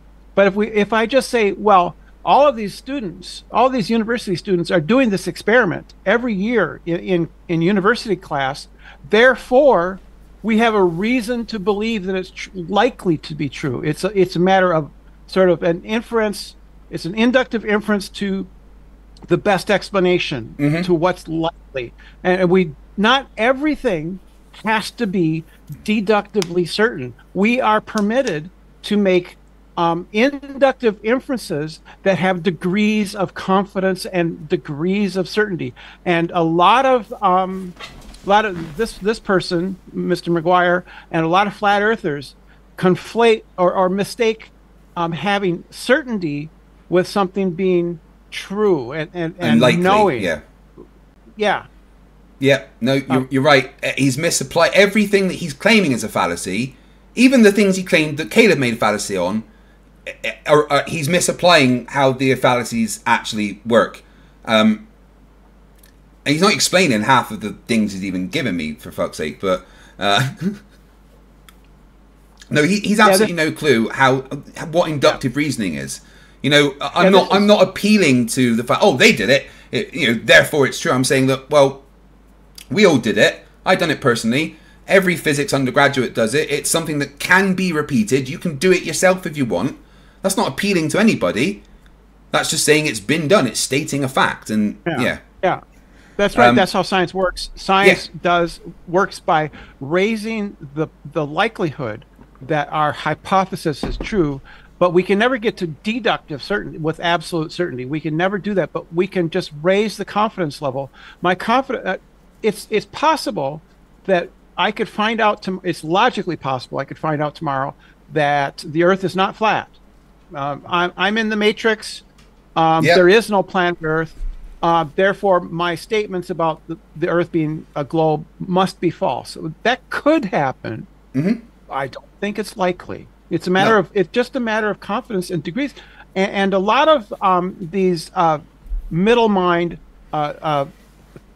debaters, like flat earthers, maybe not even rise up to middle mind, but they give them really too much there. Yeah, they really focus on confusing certainty with having knowledge and a confidence in science, in scientific results. Yeah, and we could find out tomorrow that everything we believe about science is wrong. It's not going to happen, I don't think, but it could happen. Exactly, and that's what I tried to explain to journalism in our debate the other day, is that science doesn't have the answers. It just has the best explanation at this time. You know, literally tomorrow we could find out that we're all absolutely wrong. You know, I was in a discussion earlier with someone about saying, oh, well, how do you know we're not in a simulation? I'm like, I don't. There's just as much chance we're in a simulation as we're not in a simulation. We could be in a simulation. In fact, I don't know. If you want to do the maths, okay, according to what we understand at the moment with the way the universe is expanding, according to the maths, it's infinitely more likely that you, Brenda, are just a floating brain in space dreaming all of this than it is you are in a human body. That's what the maths says. Yeah, if we are in a simulation, I want console access. Yeah. I do. I want root. Give me root access. Come on. God mode, please. No, I mean, this guy. Oh, yeah, so his fallacy. So with his fallacy, his incredulity fallacy, and his strawman fallacies there, he is actually up to 90 now. Nice. Came out the gate like a faucet with the fallacies. Like a faucet. It's very, very, very simple. This isn't me because I didn't... Me saying it's simple gets a ding. What the fuck? Record my physics degree. And that's also a reductive logical fallacy by claiming something is much simpler than it is. And he rolled those into the black and white logical fallacies or false dichotomies. No, I didn't. Foucault's pendulum is simple to do. You swing a fucking pendulum and measure it. That is one of the simplest experiments you can do. I'm not making a fallacy. It's just a fucking fact. He's also misunderstanding. He's misunderstanding the Occam's razor. Occam's razor is the simplest explanation that explains the data. It's not simplest by itself. It has to be the simplest one that explains the data. And a lot of people get that one wrong. Oh, yeah, of course they do, because flat earthers, like, quote mine half of the fallacy, like they do with everything. Yeah, so he's up to 92 because he's just made an incredulity fallacy and another fallacy. So 92, thank you very much. where it can only be this. I mean, again, like this guy's got a pretty impressive stream of fallacies going. 20 odd years ago. You're talking about yourself, dude, because apparently I'm at 15, but you're at 92. This is a guy on YouTube called the Gentleman Physicist, and he built his own Foucault's pendulum in a high-rise building, and he let it swing for a certain amount of time, and over that amount of time, it drifted a certain amount of time. What drifted? And how do you know that's what drifted as opposed to something else? But we can see it happening. He recorded it. Stream sniped? Yeah, YouTube won't let me connect. Well, there we go. Right, refresh. Oh, there's probably just a shit ton of people on the internet tonight. There we go. That's better. Aliens attacking the satellites or something now. It's YouTube, apparently. We're back. So where are we at? Yeah, we're at 95 fallacies, weren't we? Right, let's go. Do some basic math, figure out how much it would rotate in 24 hours. And then you can actually use that and calculate your latitude on Earth. So with nothing but a swinging pendulum, you can use the degree of the angle that it... He's not going to explain why he dinged me there for stating a fact that you can use nothing but the drift of a swinging pendulum to calculate your latitude on Earth using Foucault's sine law, which is a fact. Why did he ding that and not say anything? Drifts to find your latitude on Earth. And again, how if the Earth was... Why did he ding me twice and now he's only just saying something? Completely stationary, would that look different? Yes! If the Earth was stationary, there is nothing that we know of in reality that would exhibit the same Coriolis forces that a pendulum experiences, which is different depending on where it is on Earth. And it works. The fact that it works. So yeah, he gets an incredulity fallacy there, which means 96 works. The fact that you can physically do this, it's a repeatable experiment. The fact that this... Why is he dinging? The fact that you can do this as a repeatable experiment, and he gave me 3 dings when I said that, can be repeated anywhere in the world by anyone with the right equipment, set up the correct way. You will be... How is... What's going on? Is he having a stroke and just ding ding ding? Is this fucking Hector from Breaking Bad or something? Is someone about to blow up his fucking like chair? What the hell's going on? I was just gonna say that he's Hector sitting in his room all alone out in the desert, dinging on his bell. Who the hell, man? Like, what is he giving me? I said it's a fact that you can set this up and do it yourself, and he gave me like 4 fucking fallacy dings. What's going on? Able to calculate your latitude on the planet. Again, false cause logical fallacy, circular. Now what's wrong with his microphone? The reasoning logical fallacy, fundamental lack of understanding of the basics. Strawman fallacy, poisoning the well fallacy. Let's take you up to 100. Good job. Of the scientific method. I mean, we're talking strawman in the scientific method, 101. Absolute basics here. And this goof doesn't even have them down. I mean, literally the absolute last person you would want discussing anything like this. I mean, again, if he has some kind of fetish. So, poisoning the well fallacy, it's 103. Oh, where 110? Why? How are we up to 110? What did I miss?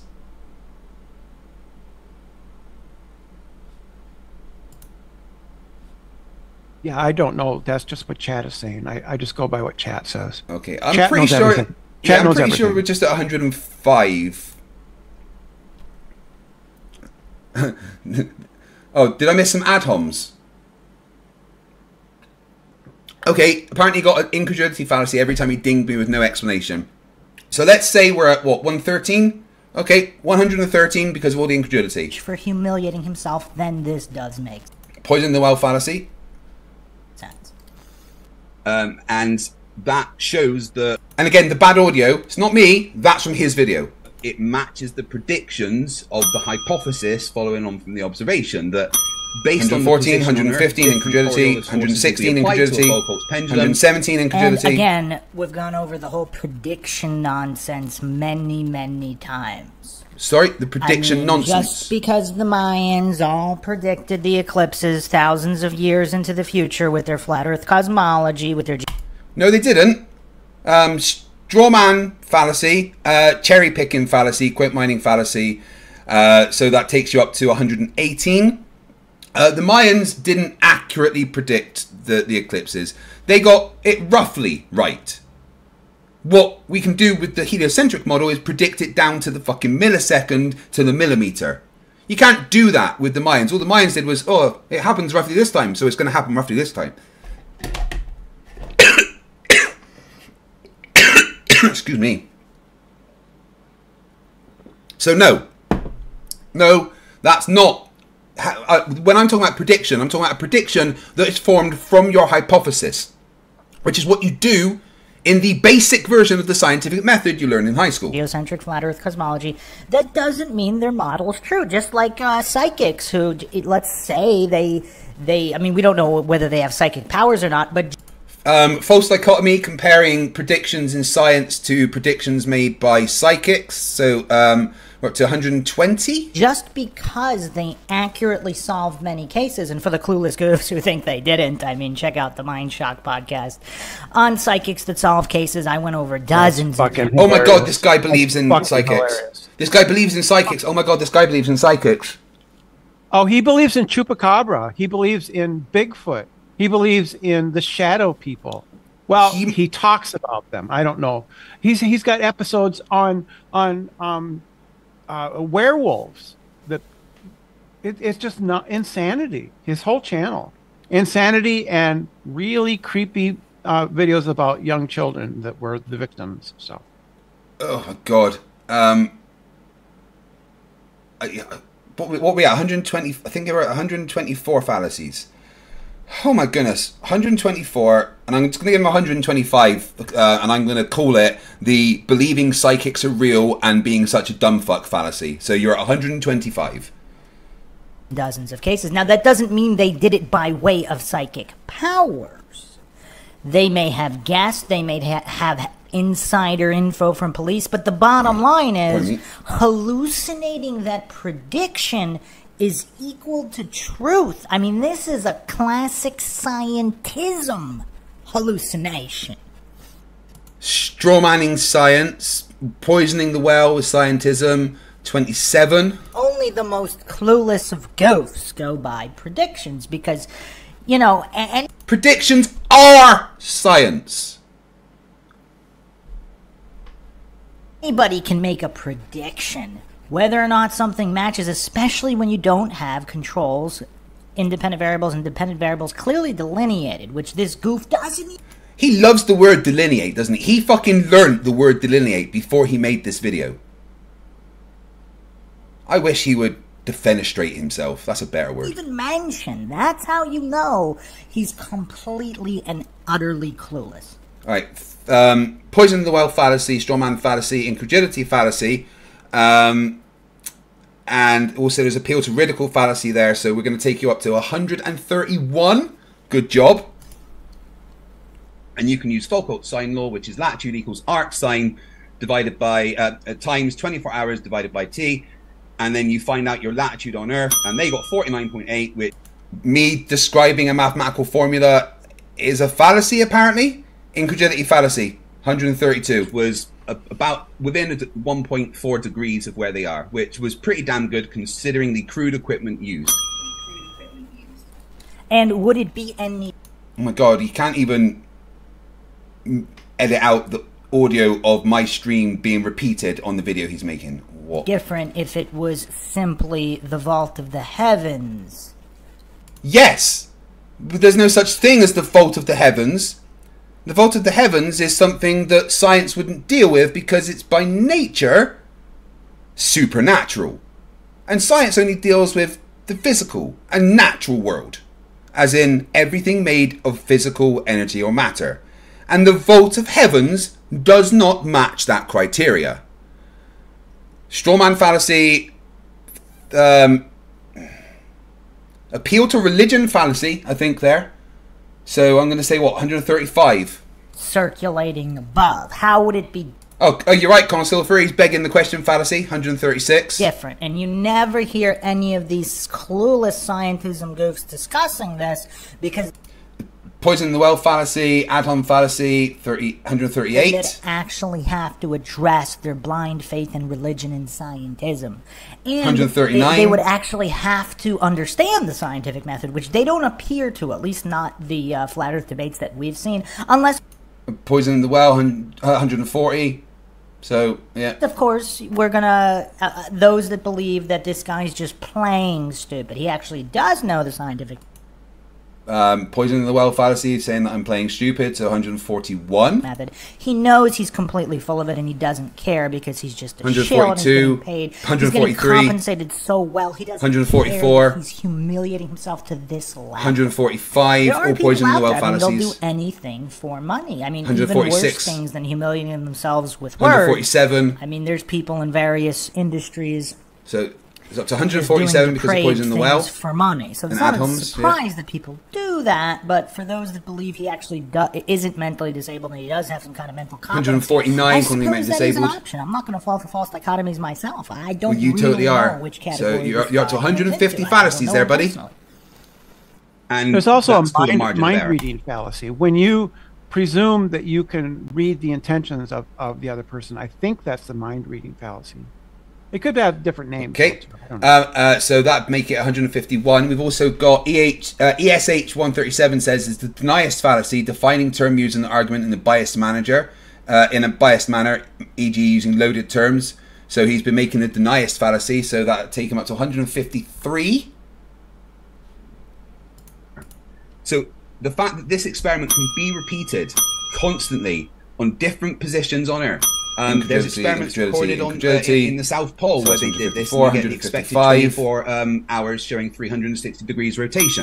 156. Man, this guy stacks. Well, sorry, 155 incredulity fallacy. Let's see what he says now. Fallacies with the best of them. I mean, I'm actually getting kind of impressed here with the flow of fallacies. I mean, how quickly he just stacked those circular reasoning, false dichotomies, and false cause fallacies on top of each other so quickly. I mean, I have to say, I was a little bit impressed there by that stream of fallacies. Quite impressive. I'm going to call that an appeal to ridicule fallacy, so 160. Good job. I don't know if he's going to break Sartain's record. I mean, the champ's the champ for a reason, but we'll see. The fact that it is a repeatable experiment matching the predictions shows that it fails to falsify that the Earth is a rotating globe. So 161, 162, 163, because he's dinging me with no reason, he gets the incredulity fallacy. The Folcott's pendulum experiment is great because it doesn't only show that we're rotating, but based on the Coriolis forces at different points, 165, you can map 166, out the forces and the vectors, 167, and you find that that shows in itself that the Earth is also a globe as well as 168, rotating. So we're up to 168, because every time he dings me without an explanation, he gets an incredulity fallacy. So we're up to 168 fallacies in 47 minutes 22. Notice he didn't say how it showed that. He just did his verbal diarrhea. I did exactly explain how it showed that by virtue of the Coriolis forces being applied based on your latitude. So that's a straw man fallacy. 170. Nice. Fallacies and demonstrating he doesn't understand dependent variables, independent variables, and controls. He doesn't understand false cause logical fallacies, false dichotomies, or circular reasoning logical fallacies. If he did, his presentation would look absolutely nothing like this. My presentation of evidence that the Earth rotates. Cool. Dumbass. Incredulity fallacy, 171. I mean, that's if there's a key takeaway point here for all of the objective listeners here who don't even care necessarily about the shape of the Earth, they just care about logical argumentation. That's the main point here. So regardless of whether he's correct or incorrect about the conclusion of the shape of the Earth, his so-called argument would look absolutely nothing like this if he had even a basic understanding of the scientific method. Strawman fallacy, poison in the well fallacy, 172. Other ways that we can figure out that the Earth is a globe is surveying. And one of the things they do in surveying is called measuring reciprocal zenith angles. So zenith angle directly above you, 90 degrees is your zenith. Okay. And if you set up 2 plumb bobs, you're right. There is an appeal to ridicule there as well. So 175 so far, or theodolites at a different distance apart. You can see if those 2 plumb bobs are on the theodolites pointing straight up at your zenith are matching. If they point straight at each other and you measure the angles, if the Earth is flat, then you would get 180 degrees. If the Earth is a globe, you would get more than 180 degrees. Wow. So 176 because of the incredulity fallacy. So what's he going to say now? I have to say that was impressive. Thank you. I thought so as well. That was one of the dumbest things I have ever heard on any flat Earth debate. I'm sorry. Reciprocal zenith angle measurements is one of the dumbest things you've ever heard. Do you have brain damage? Brenda, were you going to say something then? Incredulity, obviously. Yeah. Yeah, so with all the incredulity and strawmanning, he's up to 177 fallacies in 49 minutes. It's impressive. Like, he's just said that a measurement of the surface of the Earth was a dumb thing to say in a debate about the shape of the Earth. Fuck me. I'm actually getting kind of impressed with this guy. I mean, he's sinking to new lows that he might be able to compete with Sartain. I was so skeptical at the onset of this. But I don't know. Maybe his verbal diarrhea is obviously not as good as Sartain's. So what's he at? 179 then? Yeah, 179 with that. So Sartain can spew with the best of them. Like Sartain and Destiny, I mean, these guys are masters of verbal diarrhea, of just spewing fallacies in such rapid succession. I don't know. This guy doesn't seem to be as good. But the level of gopher he just sunk to at that point is... poison in the well fallacy, 170... What did I just say? 177 now, So curious. I mean, it's just astounding. Like, I might have to fall for a logical fallacy myself here and appeal to incredulity. All right, so I'll give you 178. Thank you. I'm finding it difficult, and again, I'm admitting my fallacy here. Also, Colosilfer says, when he says my argument is dumb but refuses to say why, it's a failure to engage with the evidence, which is appeal to the stone fallacy. So we'll take you up to 179. Finding it difficult to believe this guy is not mentally disabled. Ad hom fallacy, 180. Because who would think that? So regardless of the shape, flat or globe, obviously the surface would not be perfectly 180. Oh my god, we're not talking about topography. We're talking about leveling and matching that to each other. Oh, so it's a straw man fallacy, so 181. In either model. I mean, small children can understand this. Incredulity, 182. This is Bev try-thinking level of nonsense. It really is, isn't it? This, I mean, this is why I struggled to get through this video on my own.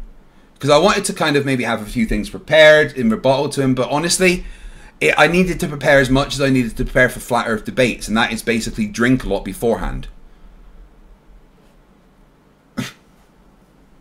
This is insane. What we at? 184 with the straw man, right? I have brandy. I've got lots of tequila, but I want to save the drinking for tomorrow. So we're at 184 fallacies in 50 minutes and 12 seconds. Considering he hasn't talked for the whole video, remember? But in 50 minutes and 12 seconds, he's made 184 fallacies. Impressive. I mean, there are mountains, there are valleys. I mean, even something appearing to be perfectly flat, obviously it's not going to be perfectly 180 degrees flat, even if it's like a, looks I've like already given him a straw man, so I can't give him another one. It's not going to be to the degree, complete. Connor Silver, don't apologize, you are helping me keep count. Perfectly 180. So his false dichotomy, false cause, circular reasoning nonsense stack here of fallacies, I mean, on one hand, he keeps spamming the same logical fallacy stack. And I'm sure he's not going to randomly stop. So we're probably going to be dealing with the same stack. I'm going to give him a poison in the well fallacy here for making assumptions about what I'm going to do. So, shit, I lost count. We were at 184, so 185. Which, I don't know, that might be disappointing, just because I do like variety in the fallacies. Like Bryant Myers, I mean, he had quite the variety, and to a lesser extent, Sartain. This guy, I mean, it's the same stack he's been spamming since the beginning, and just not even a children's level. I mean, we're talking common sense here. It's an ad hoc just fallacy, knowing that the existence of mountains and valleys and all of these things, strawmanning me even again, a desert, 187. even a plateau, it's not going to be perfectly 180 degrees across miles. That is not the point of measuring reciprocal zenith angles. You absolute dipshit. Miles and miles and miles, the Earth does not have an even surface. ADHD Project says I'm using the fallacies wrong. No, I'm not. He's making constant ad hom and incredulity fallacies and poisoning the well fallacies. He's at 187 of them. Regardless of whether it would be a globe, whether it be a flat plane, or whatever model. In no model, like the only thing we could, I mean, I know the motto of the podcast is the only thing we know for sure is that we don't know anything for sure, but we're not even really sure about that though, because I think, yes, they are, correct me if I'm wrong, any logical Mindshock listeners out there. No, there is no such thing as a logical Mindshock listener, because any Mindshock listener clearly has brain damage. Any model of the Earth would not have a 180-degree flat surface across great distances. Right, so just to clarify, both of them are plumb. Both of the theodolites are plumb. At the same level with each other. Pointed at each other. In that case, if you're at the same elevation above sea level, and you are plumb, then between you there should be only 180 degrees if the Earth is flat. But you measure more than that, which means the Earth is curved. Please understand what you're talking about, you fucking moron. So what does that put him at? It's 190 with the strawman fallacies. Yeah, there we go. Regardless of the shade. So you can say that water always finds its level, etc., but the land around the water, and he's talking about land surveying here, unless I misunderstood what he said.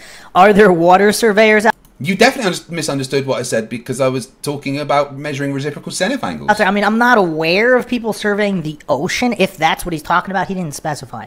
As far as land surveyors, I mean, I don't think there are any flat earthers out there arguing that the Earth is a perfectly... He's not insulting me, he is ad homing me, because he is, instead of attacking my argument, making digs. That is an ad hom. Please get it right, ADHD. Even surface. And I don't think that there are any globe earthers arguing that. And I don't think that there are any concave earthers or realm earthers or any other type of earthers. I mean, even if this is all a holographic projection video game, it's still clearly not a 180-degree surface across great land distances. Yeah, that's not what I said. We have, I mean, this is a point, I mean, I don't know if I've ever seen anyone sink this low as this. Says the guy that for the first thing on there forgot to put any fucking audio. Craig Goof just did. Poison in the well fallacy, ad hom fallacy, 193. I mean, that's impressive. I know I'm kind of spending a lot of time on this. I'm appeal to ridicule, 194. By the level of goofery he sung to, because that's possibly the dumbest point. I mean, we might have to make a podcast where we go 10 dumbest points made in flat Earth debates, either by flat earthers, globe earthers, 195. Whoever. I mean, that's simply the dumbest point I've ever heard. Not to mention that there are land surveyors who are flat earthers. Oh, prosthetic head, dude. Hello. No, this guy's not a flat earther. He may be dumber than a flat earther. He's at 195 fallacies. An appeal to authority or genetic logical fallacy, or even you could say a credential fallacy if you want some kind of credentialed, licensed land surveyors. Because like most things, there are people on both sides. Now, there might not be a lot of flat earth surveyors. I mean, I think I only saw one or two. Appeal to the stone, 196. I don't know, but it's irrelevant because they were land surveyors and they do this. So clearly it doesn't prove what this goof is hallucinating. It proves in either direction. And, I don't have the page up. Give me one sec. If you go to mctoon.net and Consilfer says he made a fallacy because there's no one appealing to authority. Go to main surveyor 197, and I know Caleb likes likes MC Toon. They had a couple of good conversations. Give me one sec. I'll get that screen up. See, he could have cut this bit out in his video.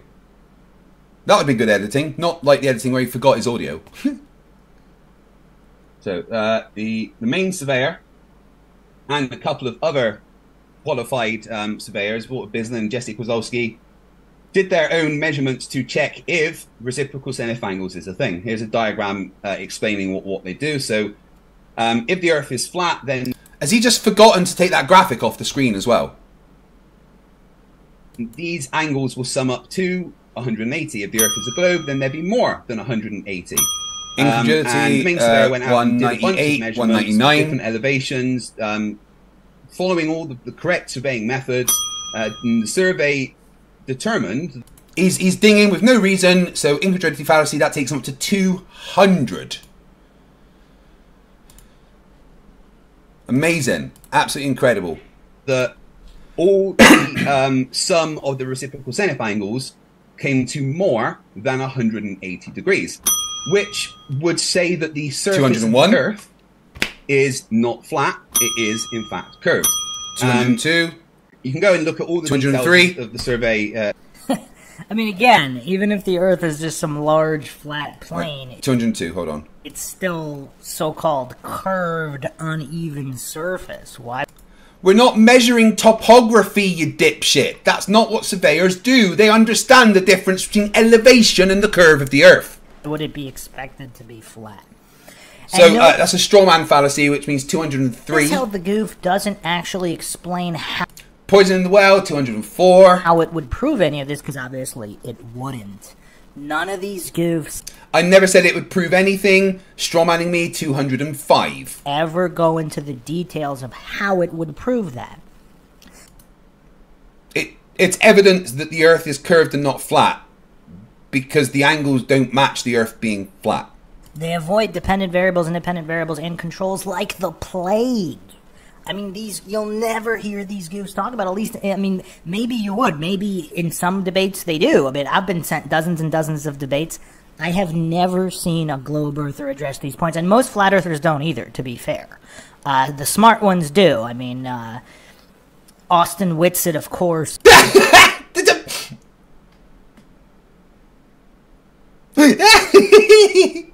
Austin Whitsitt, the smart one. I mean, this guy's a master debater. I mean, this guy's one of the most logical individuals out there. I mean, for...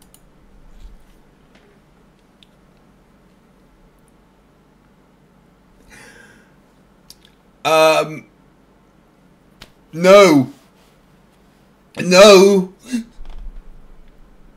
Get the topic. Don't even care which topic he's arguing. I mean, this guy has logic down extremely well.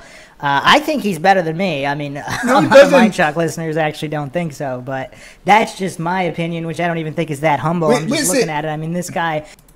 Whitsitt is one of the dumbest people on this planet, but he's also one of the most ignorant and arrogant people on this planet. Oh my god. This guy's like an encyclopedia of logic, physics, and history. And so he's obviously... Yes, Connell Silverfair, I do remember the difference, the time where you schooled Whitsitt on the difference between orbits and rotation. Talked about it. I'm not sure how many other... There might have been one or two other flat earthers who did talk about that. And modulating the variables so you would know what it would look like with different conclusions. Clearly that has not been done here. Clearly this Craig goof has no idea about any of it. We will see if Caleb addresses any of this. At your leisure.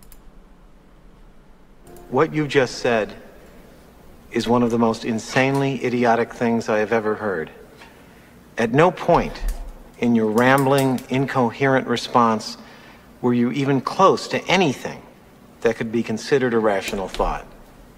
Everyone in this room is now dumber for having listened to it. Seriously. He said Whitsitt was smart, and I just kind of stroked out for a bit. Appeal to authority, 206, because Whitsitt, I guess. 207, proof by verbosity, according to Connell Silver. Thank you very much for that. And he's still forgotten to take that graphic off it. Dude, that would just be there on your timeline. You just need to get rid of it now. I know you're not that great at editing. So, you know. Sure that all his logbooks are here, detailing all the measurements that he did. And the outcome of the survey was that there is a deviation of 1.4 degrees, which meant that there is curvature. It didn't sum to 180, it summed... Incredulity, didn't explain, 208. To more than 180. The only way that can happen is if the surface of the Earth is physically curved. Obviously, this takes into account 209, no explanation for the ding. Topography and everything, that's all taken into account in the methods done. How is that taken into account? Notice how, so he's claiming it's all been taken into an account without demonstrating. I mean, that's the critical point, right? I mean, he could have glossed over everything he just said in like 30 seconds, like he just spent minutes on this, and he should have spent 90% of the time clearly demonstrating how it was taken into account and how it would be prove either model, because obviously it doesn't. Excuse me. And this... You can take it, you can look up the method yourself. I only have a limited amount of time to give my presentation. I'm not going to waste all that time explaining the methodology of something when we have a section for open discussion where we can go through that. I don't know if he gets any fallacies there. He's just wrong about how debates work. So we're going to stick at 209 for him. What's the 210 for? Connell Silver, you got it at 210. What was that last one for? I think he's only at 209. We're going to stick at 209, okay? This particular survey was, and what Desic was obviously did, was shown on Water Business page where he analysed it and did the maths to also show that refraction is taken into account. 210 dinging me because I said someone did maths. And even without refraction, 211 more incredulity. If you add refraction, which would lift the image up, then 12 more incredulity. The Earth is 100% curved. 100% curved? What does that mean? I mean, it's 100% curved, as in that is the conclusion. It's not hard. You appeal to ridicule fallacy there, so 211. It's not partially curved, it's 100% curved. Strawman, 212. And what does curved mean? Does that mean spherical? I mean, this guy's not even on a first-grade English level. Like, what can we do with this debate? This is gonna... 213, because that's definitely an atom fallacy, saying I'm wrong because I don't understand English. It'd be painful. So, okay. This actually reminds me of Bryant Myers. I did the math. I did the calculation. So we're going to count 5 unicorns, and 5 unicorns equals 10 unicorns. Appeal to ridicule fallacy, 213. Ad hom fallacy, 214. The math is perfect, therefore the unicorns are real. It's like these unicorns... He's strawman in maths there, so we're going to go 215, all right? Are flying across these rainbows, and the unicorns have 2 wings each. There's 5 unicorns, and we're adding all the wings. We're taking into account all the fairies, sprinkling the fairy dust, slowing them down, but they're still making it over the unicorn. But we took account the variables of the fairy dust. Therefore, all the math is perfect. That's just a big old strawman, so 216. I mean, this level of goofery. I mean, this is hilarious. All the calculations and everything can be shown on this page. I can give anyone the link to this that they want to look over it themselves. But the outcome of the surveys done by these surveyors is that reciprocal zenith angles. What's he dinging me for there? I'm just presenting evidence, which is what we're supposed to do. So he gets 217 incredulity. Sum up to more than 180. And the only possible outcome from that is that the Earth 218? is curved. I mean, we could already see what this guy's favorite fallacy is. I mean, the false dichotomy. I mean, he's been spamming that the most. False dichotomy, false, with... No, I haven't. That's the point of the debate. The debate is the Earth curved or flat? And I am presenting evidence for it being curved rather than flat. There can't be a false dichotomy in a debate about two things.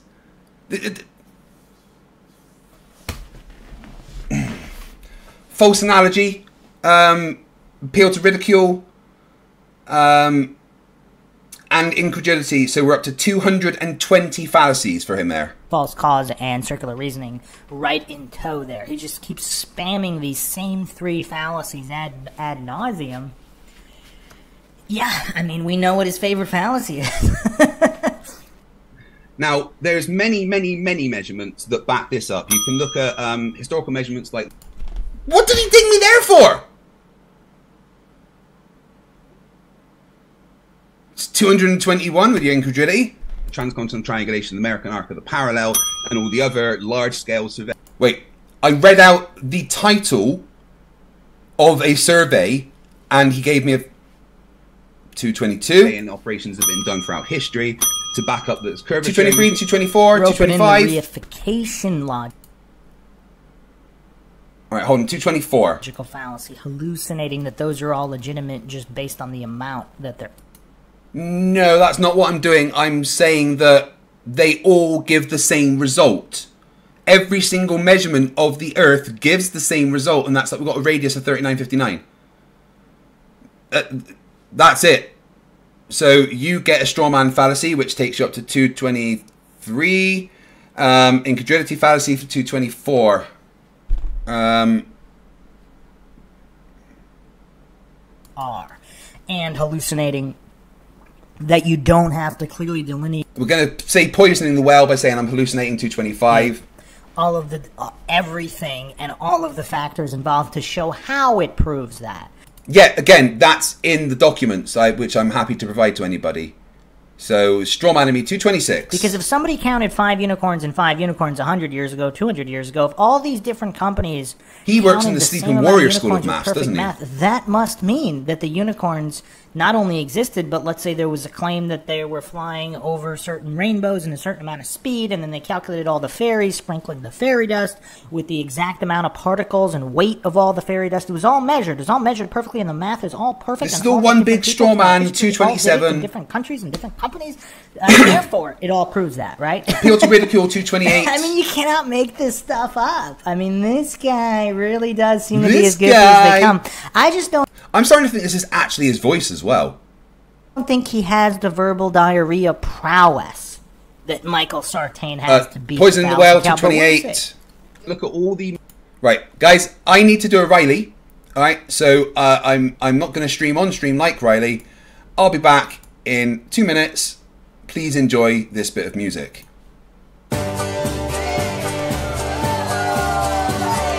Cheswick is a wanker, he wears a tinfoil hat. The conspiracies he believes in just make him look a twat. And everybody laughs at him when he tries to write a tune, cause every single word he sings makes him look a loon. Now Cheswick went on Mastermind to prove the earth was flat, but he sat there looking gormless, just like Daniel Pratt. When they asked him for some evidence of a non-rotating disc, he spouted loads of gibberish and sounded like he's pissed. Mr. Cheswick is a loser, he tried to strike fight down. He didn't know Craig's a sailor, which made him look a clown. His online views are pitiful, he's as popular as the clap. He talks about conspiracies and believes the world is crap. Now Cheswick's brand of stupid is something to behold. He says that COVID's just made up and he thinks that moonlight's cold. Well, he's a prick of all trades and a master of none. And when you ask him simple things, he just says, oh, well done. When Cheswick talks geometry or distance to the sun, he just comes out in a nasty rash and then he bites his tongue. He's clueless how to use a sextant or theodolite. He runs away from easy questions at the speed of light. Hey, good timing.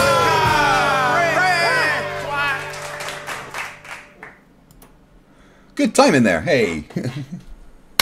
Yeah, I don't want to do a Riley. Where did we get to? Was it 127? 227, sorry. Yeah, we're at 226. 226. Lovely jubbly. How's everyone doing? We're coping alright? I know it's a lot of derp.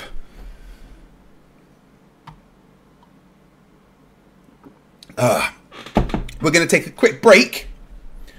I know I just had one, but I mean a quick break to catch up on the super chats and stuff because, as always, you guys support me like crazy. Okay. Jiffy Jiffworld gives 5 memberships because I said something he asked me to.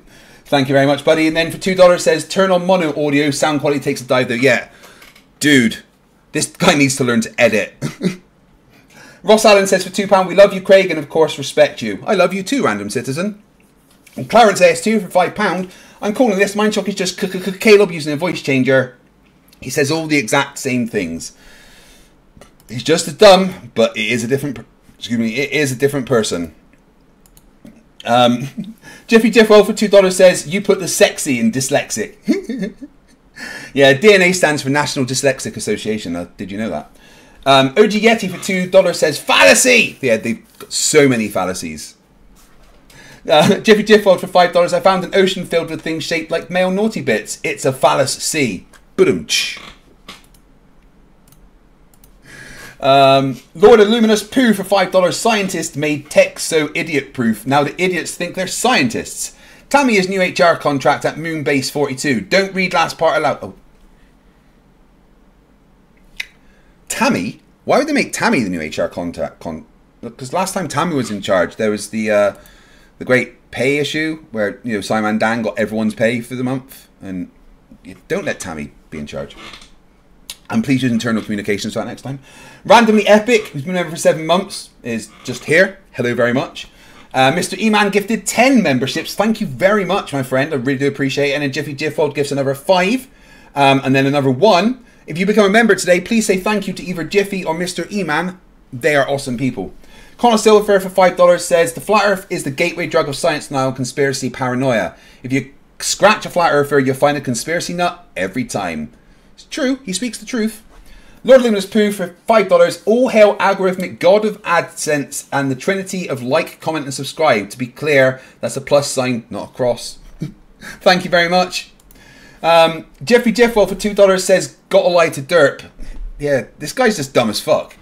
Mr. E-Man, $5 Australian, can refer to this Flerf as a windsock, or his head, as his head closely resembles a windsock. I'm just going to refer to him as a bit of a cock. PhD Tony, the only real man in the room, for $5 says, you can apply valid logic to false premises and get nonsense. The suggestion you can simply discuss logic independent of content is gibberish. Yeah, I agree. That's why this guy sounds like a fucking moron.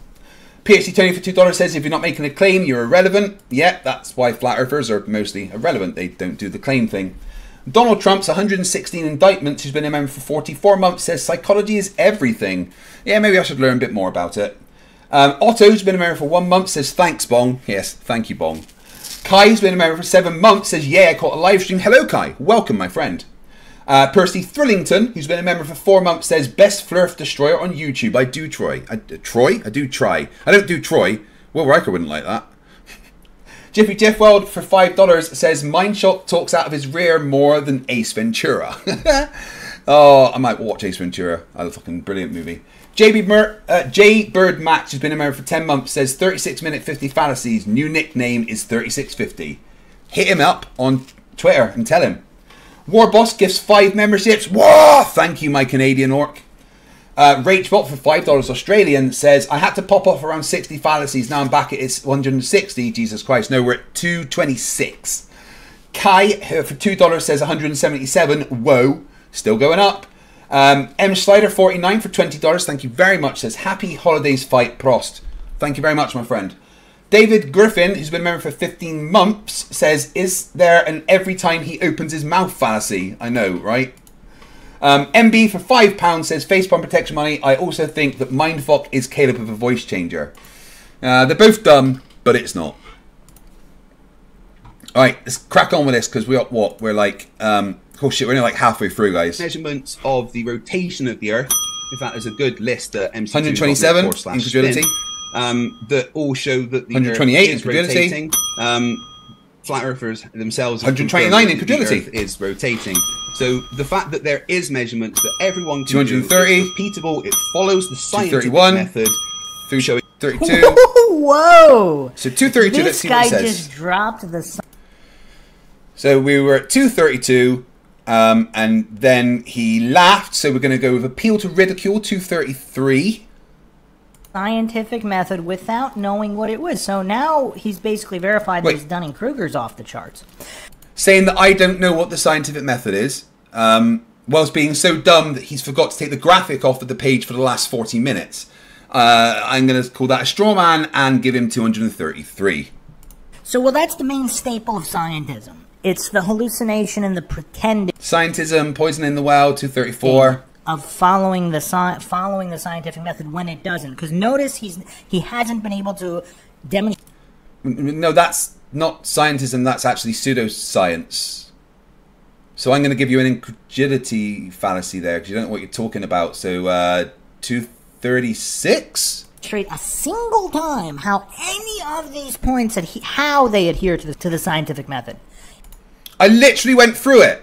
Literally went through observation, hypothesis, prediction, experiment. I did it step by step. He's just claiming they do with zero evidence of how they. Yes, it is an appeal to ridicule because he's laughing at me instead of interacting with my argument. You do.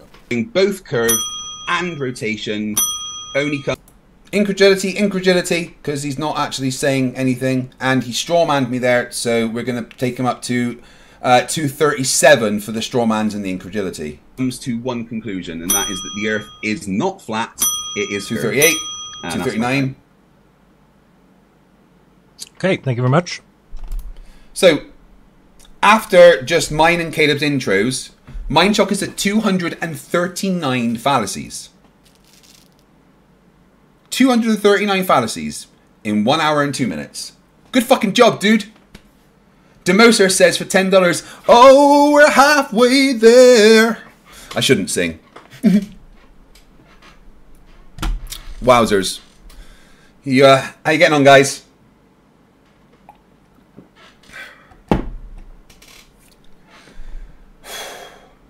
And wherever you guys want to go from here. Yeah, do you want to talk about the Earth being... do you want to substantiate curvature? Do you want to talk about space-time? Or do you want to talk about the Coriolis effect first? Up to you. You can go wherever you like. Okay, let's talk about gravity. So how do we substantiate that space and time act as a fourth-dimensional fabric? Well, it's not space and time, it's space-time, this one thing. And we can substantiate... Wow! How is me explaining that it's not space and time, it's space-time, a fallacy? Seriously? He went to the etymological logical fallacy, because we all know what Caleb's point there was. So... Why did you give me a fallacy? I was just pointing out something because they all get it wrong. I'm still waiting for why you gave me a fallacy there. He's deflecting, and in his trigger, it looks like he's appearing... Are we giving him incredulity there? Incredulity at 243. Not to be triggered, well, because otherwise, why desperately grasp for an etymological logical fallacy? Space and time versus space-time. I mean, wow. I guess, I don't know. I guess this guy's gonna be unique in his so-called argumentation, so maybe we should be thankful for that. It might not be boring, even though he just keeps spamming the same three fallacies. Yeah, you're right. I'm gonna give him a fallacy there because he's assuming that my argument contains fallacious reasoning, therefore it's wrong, which is not true anyway. So it's a fallacy. So we're at 244. Excuse me, well, I have my medicine. 244 fallacies in 1 hour and 3 minutes.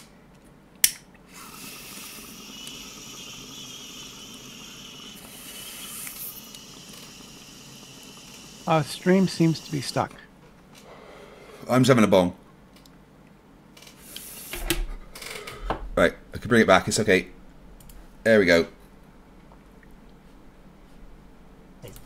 Although, I mean, he's roping in the etymological logic fallacy here. We'll see if it's a favorite of his. We'll see if he continues to rely on it here.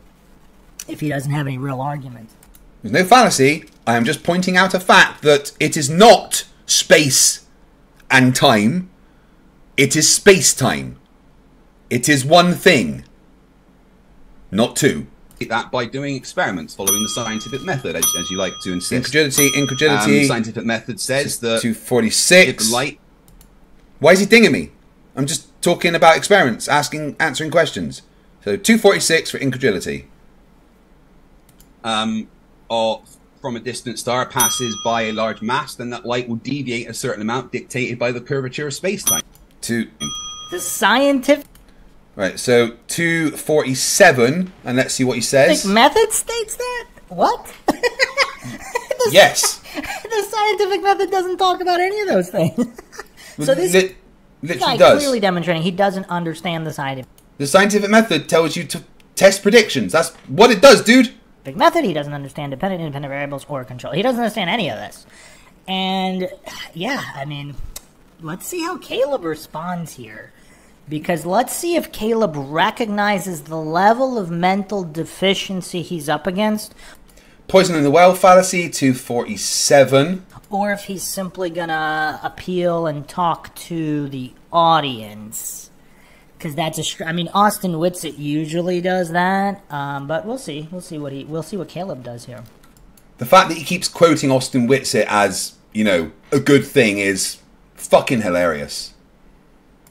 Then we can test that, and that was done in the Eddington experiment of 1919 and many other times.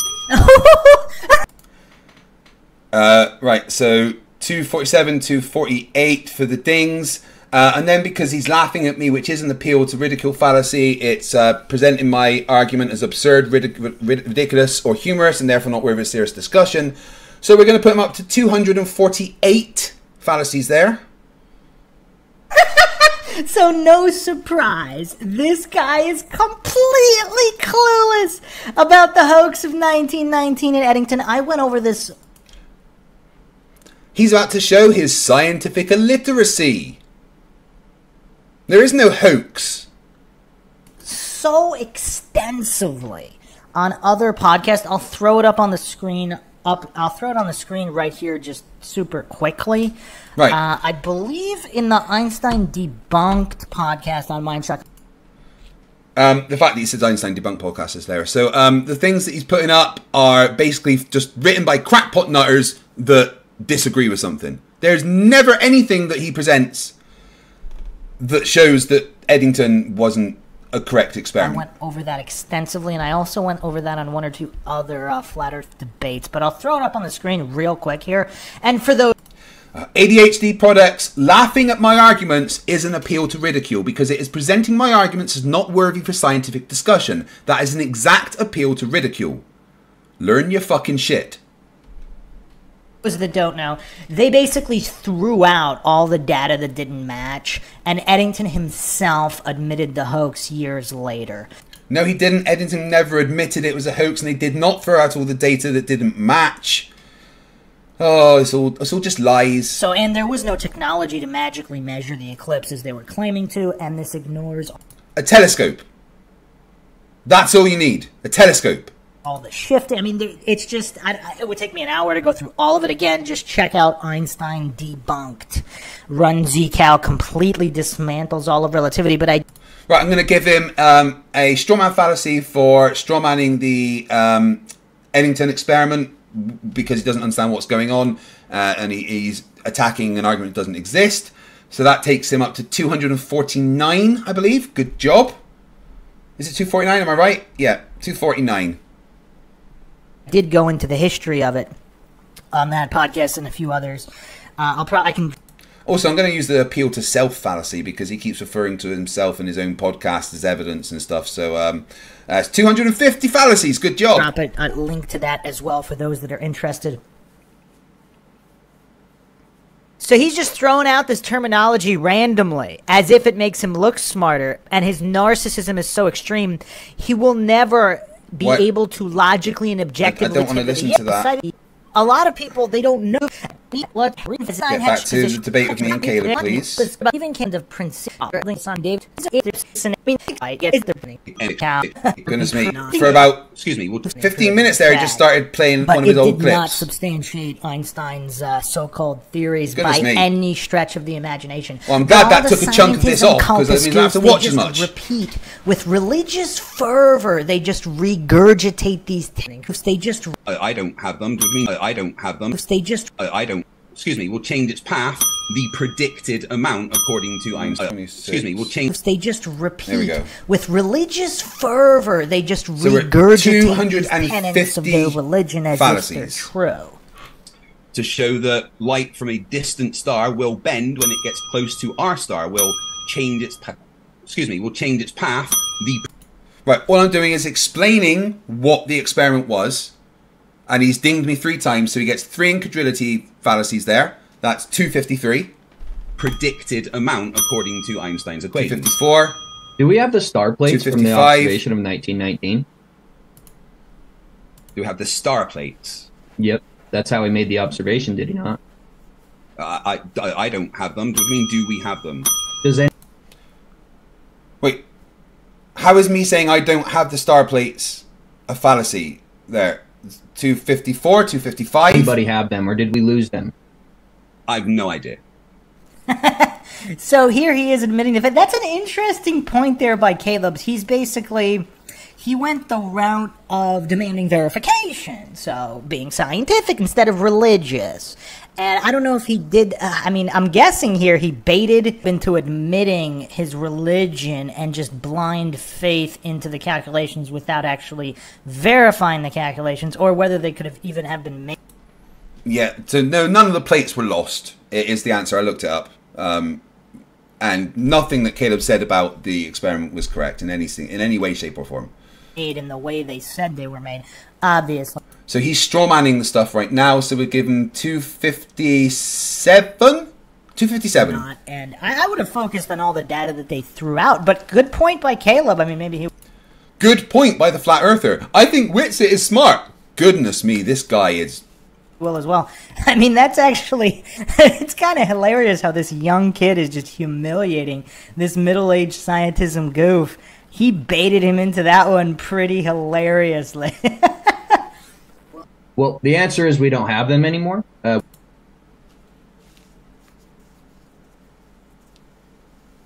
Doofus Manfred says that you talked about how he brought up Witsit as a good example. Witsit also says that Newtonian gravity doesn't allow for a spherical Earth orbiting the sun. I am not kidding. Oh my fucking god. Witsit's dumb as fuck. That's the thing. ADHD projects, it is, whether you like it or not, stop crying. So anyway, we're at 257 fallacies. Let's see how we got. We've got 50 minutes left to get through. We've lost them, apparently, due to just a long time from it being observed. And so how do we substantiate without having the star plates that the stars even convex towards the sun in the first place? And also, isn't light massless? Why is space-time being warped acting on a massless thing? Okay, 2 questions there. So the first one is you can repeat the experiment, which has been done many times. I can provide you with a list of experiments very similar to the Eddington experiment of 1919. So he gave me 3 dings there for saying that you can repeat an experiment. Why? Well, that takes him up to 260 fallacies. That would be curious to see that list, because I've never seen that. Well, I guess you don't have to use Google, dude. I mean, without built-in assumptions, of course. Without those built-in assumptions. Oh, so you're moving the goalpost. Moving the goalpost fallacy, 261. And without completely throwing out everything that doesn't match up. Science likes to have repeatable experiments, and it is certainly repeatable following the predictions. 263. Random dings. And mass, light, although massless, is energy, and as Einstein's equivalence principle shows us, E equals mc squared, energy is equivalent to mass, which means that it will be affected by gravitational effects. 267 with all the dinging for no reason. Especially when you talk about Einstein, because it's the physical fabric of the space that is warping. Imagine walking on a curved surface. Even if you were walking in a straight line yourself, I missed that. What are we up to? 268 that you are going, and because the space-time itself is curved, the straight path of light is changed. 269, 270 based on that curvature of space-time. And funnily enough, even Newton 271 predicted that the. Why is he dinging? I'm not explaining why. Where's the fallacies? Every time he does that, he gets an incredulity fallacy. 271. Path of light would be altered by large masses, although his predictions showed it to be a lot less than 272. 273. Wow. Oh, 272. Right. 272. Let's see where he goes. A lot of religious propaganda and dogma stacked there. No. Strawman. You just strawmanned what I said. Sorry, Brenda? Yeah. Let's take this opportunity to explain why light, a massless particle, its path is bent by gravity. And the best explanation for that is Fermat's principle of least time, or the principle of least action. The path that in any system, light will take the path that takes the least amount of time, or a particle will take the path that involves the least amount of action. And because mass bends the geodesics of space-time itself, therefore light is bent, even though it is massless, because it takes the path that involves the least amount of time to get from point A to point B. Mm-hmm. Yep, but that's too much, and all that went over their head. And I'm glad that it's my audience watching this, because they will actually understand. I get to pretend I'm smart on the internet. You are smart. Right, so yeah, we're at 275 because of the straw man there. Wow. So clearly this guy's never heard of Run Z Cow. He's never seen Einstein's relatively completely dismantled. No, I haven't, because it's never been completely dismantled. But you're making assumptions about me, which gives you another straw man, 276. And Run Z Cow gets special relativity wrong. It's just incredulity. Run Z Cow is a very smart mathematician, but he's not a physicist, and he gets a special relativity wrong. Yeah, yeah, and they just like referring to people that are wrong because it backs them up. So we're at 276. Newton also, this guy's just this clueless about all history. I mean, it's kind of weird. 277, another assumption. I don't even know where to start here, because I mean, just the level of ignorance here of just the historical timeline, let alone what is being claimed, how, and of course, experiments needing dependent variables, independent variables, and controls. You know what? I'm already just said all that. Yeah, he's totally ad hominem me there. He's not attacking the things that I'm saying. He's just digging at me. So he's getting 278 for the ad hom. I'm going to try to make this as simple as possible. Appeal to history. Connell Silver, you're absolutely right. Appeal to history, 279. Possible. Let's go to... Connell Silver, you're right. 280. He's been strawmanning science again. To Walter Lewin, the famous MIT physics professor. I mean, he's got 450 papers, books. I mean, this is kind of... I mean, this isn't that advanced here, because we're not talking about... I guarantee you do not know what is written on that board. Shut the fuck up. Things that are so advanced. Like, for example, what would be the difference between gravity's effects and electromagnetic effects? And lots. One is attractive only, the other is attractive and repulsive. They are not the same. Also, you are quote mining there, so 281. And at what scale? Because even Walter Lewin admits here, and I'm assuming, again, this is my assumption, is that Walter Lewin is a heliocentric globe earther. I don't know the guy personally. I've never seen the question asked of him. He's this MIT professor. I'm assuming that he is a heliocentric globe earther. But whether he is or he isn't, he clearly demonstrates, you can use math, you could use whatever you want, that the electromagnetic forces are responsible for everything up to a scale of a cosmological scale. No, so, yeah, 282, because you just use a fallacy of stolen concept, because that is entirely not what Walter Lewin is trying to say with the maths on the board there. You can also get a strawman fallacy there for strawmanning the relationship between gravity and electrostatics. So basically everything on Earth would not be affected by mass attracting mass. That's if gravity is even real and if gravity exists. And notice how...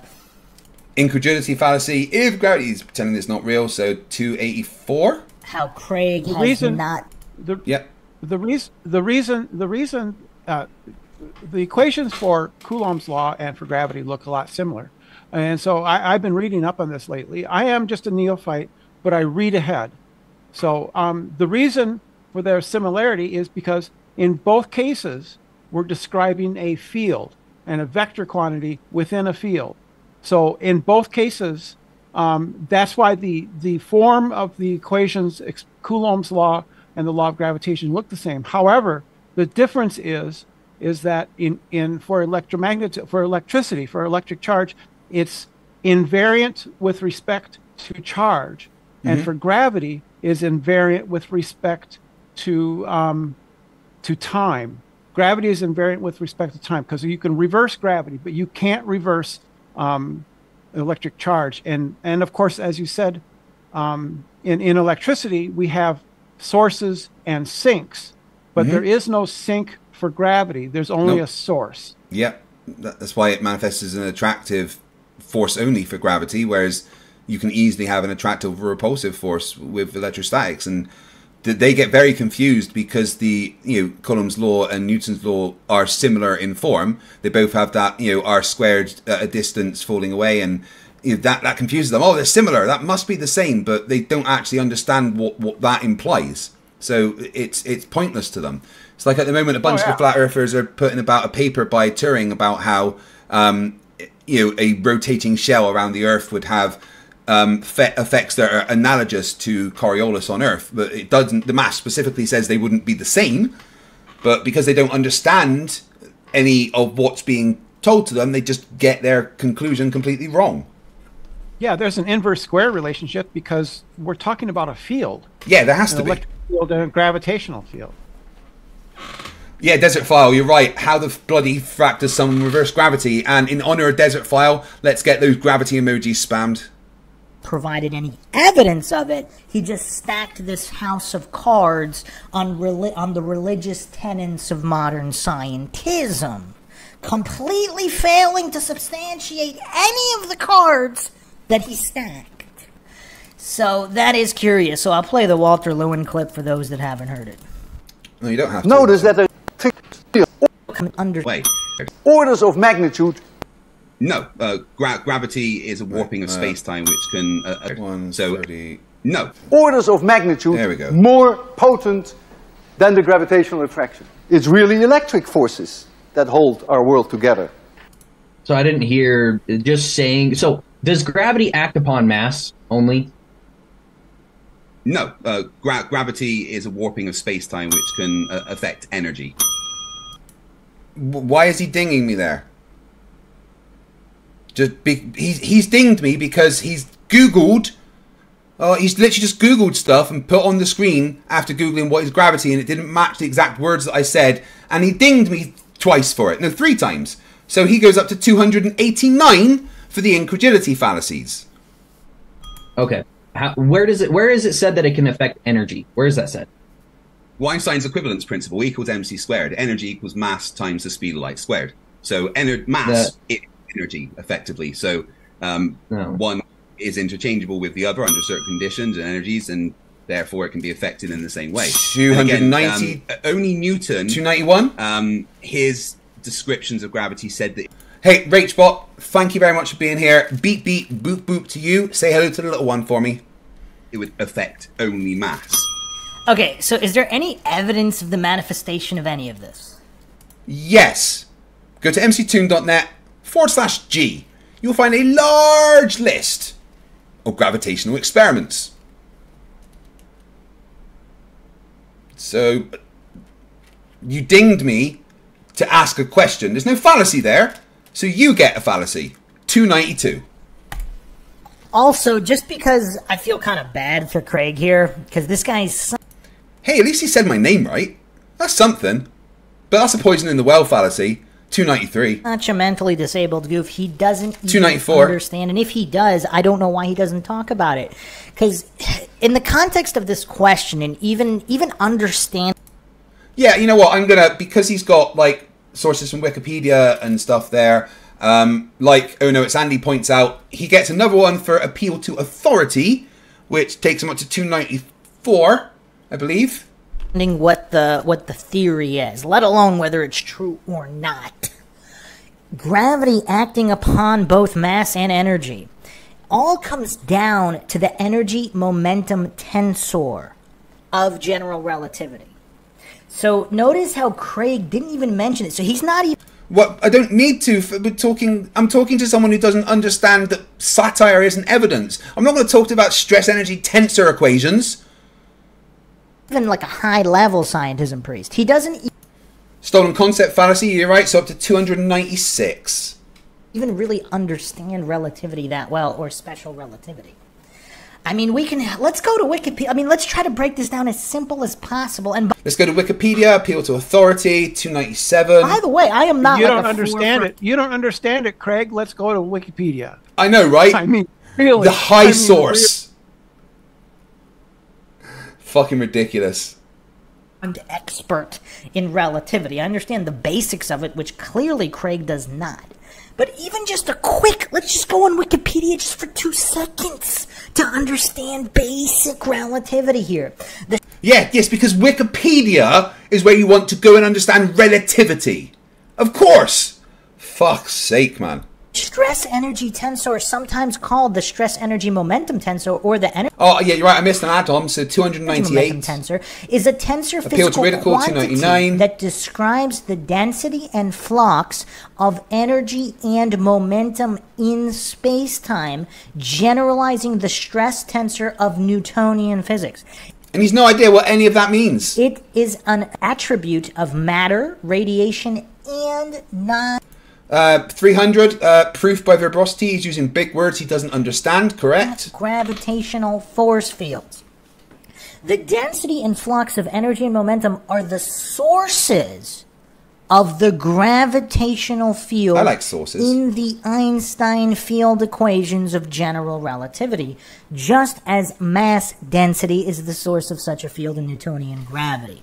So we don't need to go any further than this. This is just a very simple, a super simple, cursory overview of the gravitational field itself. What is the source of the gravitational field? The density and flux of energy and momentum are allegedly the sources of this alleged field.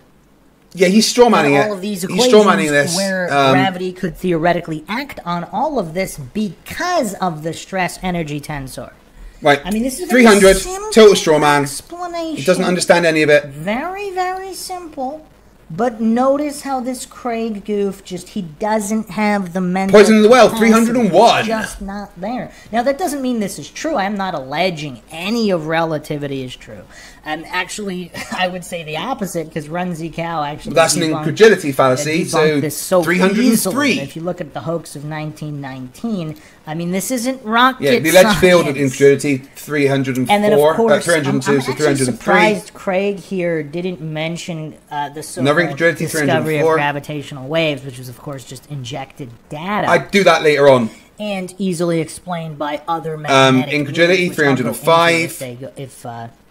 if he brings up gravitational waves. I actually Man, if he gets to 420, that'd be amazing. On the Relativity Debunked podcast. Right, so we're at 305 fallacies. Impressive, dude, for your logical analysis.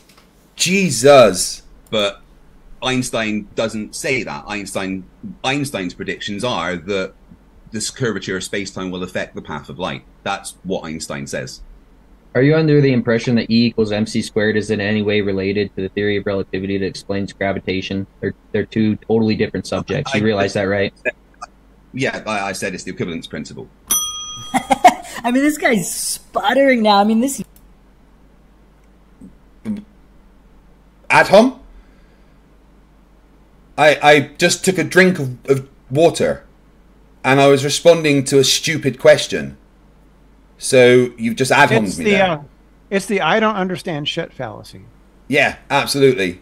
So including the Adhom and the incredulity there, sees up to 307 fallacies. Young kid is just calling out the goofery, because I mean, this is not a good calling me what I'm saying goofery. That's poisoning the well. 307. East of scientism or relativity. I mean, this guy just doesn't even know the basics of the religion he's purporting is poisoning true. the well. So 308. clearly, he's the absolute worst person to be even discussing this. 309. Poisoning I mean, the well. Caleb would probably make a better argument in favor of relativity in a globe Earth than Craig can here, and that would actually be a good exercise. I think they should have flipped roles, because I think Caleb can probably be way more convincing, and that's kind of a common theme in a lot of these flat Earth debates. The flat Earther more actually poisoning has the well a and Adhom, so 311. You're right, Connell. Relativity and the globe Earth model. Yes, Brenda. I'd like to actually see that, because I think that if you, Craig, argued for flat Earth against Caleb arguing for a globe Earth, I think you would win. Oh yeah, easily. I mean, I've considered so many times just creating a Flat Earth channel just to fuck with people, but, you know, the problem is if I did that, a bunch of Flat Earthers would believe the things I said. And the globe Earthers arguing it. Now, that doesn't mean the Flat Earther is correct about anything. It's just they have a greater understanding of relativity and the globe Earth. He just said Flat Earthers have a greater understanding of relativity in the globe Earth than globe Earthers. This guy was dropped on his head as a child several times, and then an 18-wheeler ran over his cranium. Theory. But let me break it down a little bit simpler. Basically, the stress energy tensor is the source of the gravitational field in Einstein's field equations of general relativity. Mass density is the source of such a field in Newtonian gravity, and this is without going into Isaac Newton on what he actually thought about that, written in his own words. All right, Strawman and Newton's equations and what they mean and what he thought. So 312, and then proof by verbosity using big words he doesn't understand. 313. So we're just going over the modern scientism texts. They attribute his name to that. Yeah. So obviously, Caleb asked the question of gravity acting on energy. Craig responded with E equals mc squared, the equivalence of mass and energy, but not in relation specifically to gravity, which is what Caleb was asking about. And yeah, I was saying how mass and energy are interchangeable. This guy has to have a mental disability because he doesn't poison understand the well, the question. Adhom, 314, scientism, done 315. Poisoning the well again. So yeah, 315 fallacies. He doesn't even understand the theory he's claiming is true, and he believes in religiously. I mean, it's almost like making assumptions about me. 316. I don't have beliefs, so shut the fuck up. Like a devout Christian who doesn't understand anything in the Bible, gets all the verses wrong and forgot about entire Gospels, trying to preach the validity of the Bible. 30 minutes left of him. That's kind of what Craig is doing here. I mean, it's hilarious in one way, but it's extremely sad in another. I mean, it's kind of poisoning the well. So pathetic. I kind of have to feel bad for the guy. I didn't think I'd be feeling bad for this guy, but. Yeah, I mean, he feels bad for me. Poisoning the well, 319. So it doesn't have to do with anything with. So there's like be considered to have mass in certain circumstances. You would go to E equals mc squared, where energy is mass. So that answers your incredulity. You know, 319, 320. Important than undergraduate understanding of physics to get into that equation. Energy doesn't equal mass. Energy is a factor or a modality of mass in that equation. Again, if Craig knew... What the fuck was that noise? I think his bell broke there. But he's at 323 anyway. Basics, he would be talking about the stress energy tensor because that actually addresses the difference between there's two of me, Rachie, you just have to deal with it. Newtonian-based gravity and Einstein's relativity, where the source of the gravitational field. Oh, the watcher says keep it under 400. I've got a wager. Oh, we're at 324 because you just ad-hommed me. So if he gets 76 or more, is the density and flux of energy momentum itself in Einstein's field equations of general relativity. Mass density, Newtonian gravity. I mean, just to boil it down to these simple terms, but if Craig even knows what the stress energy tensor is, I mean, this goof's not even bringing it up, because that would address the issue at hand instead of trying to spam E equals MC squared, like some goof who only watched, you know, some little snippets of Einstein propaganda. Everybody knows E equals MC squared, so he's just throwing that around without just throwing that around. It was a direct response. They're equivalent. That's the equivalence principle. So in your mind, energy and something physical are the exact same thing. Poison in the well, atom energy as can well. become mass. So some of that we're at 330, 331. Okay, I'll ask the question again. I mean, that's an interesting dodge. So it looks like Craig, mentally disabled or not, he does Poison have in the well, the 332 of mental capacity to realize he's been completely exposed and decimated already. So Never he can only happened. cope with saying, oh, energy can become mass. But that wasn't the question about gravity acting on energy itself. So all he's doing is deflecting and dodging. Exactly answers. He's moving the goalpost now, so that's another one. 332. Or he knows he doesn't know the answer. Incredulity 333. So he can only sputter in his Dunning-Kruger stupor. Mass and energy, which energy is not defined in today's terms anyway. Nobody can define the term energy. What is energy? Work done, Greg. Work done. Well, mathematically, what do you want it to mean? What do you mean no one can define what energy? He just asked me what energy is, and I told him, and I got 2 dings. So that takes us up to 335. Yes. What do you want it to be? This guy can't even give a definite. Wow. I gave the definition, and I was trying to understand the context that Caleb was talking about in, because at this point I was reassessing how stupid he is and changing my answers to suit. 338 fallacies. Keep it going. Wow. I wasn't expecting this level of mental disability. Work done. 339. What do you want it to mean? Wow. Yeah, work done. That's what energy is. You're at 339 fallacies, my friend. Wow. Not my friend. Wow. I mean, this is crazy. This guy can't even define it. He answered. I literally did define it. The amount of work done. That is what energy is. What do you want it to be? I mean, has this guy just watched the OC so many times that his brain is completely fried? What the fuck is the OC? What do you want it to be? As if what Caleb wants it to be has anything to do with an empirically verifiable definition. And yeah, which I gave him at the front, but I was trying to figure out the context he was on about. Well, mathematically, what work done? Well, mathematically, what is math? 340. Atom. I mean, what is? When do we learn the definition of energy? I mean, I don't know if this is first grade. This might be second or third grade. Or third grade. I mean, why is he ignoring the fact that I gave the definition right at the start? The amount of work done. That's what energy is. It's simply the capacity to do work. I mean, you can go to dictionary. Let's forget science. Let's go to dictionary.com. The capacity. The OC was an old American teen drama set in Orange County, California, based at teen soap opera. Oh, what, like, what's that thing called with the Darcy dude at the lake? I don't know. Your power to do work by application of force. Energy can exist in a variety of forms: electrical, mechanical, chemical, thermal, nuclear, and Yeah, I know, but I gave him a basic answer of what the definition is. And you've ad homed me again, so 341. Can be transferred from one form to another. But, I mean, the capacity to do work, I mean, it's so simple. Children know this. And this supposedly functional adult in Craig asks, what do you want it to be? Appeal to ridicule. 342.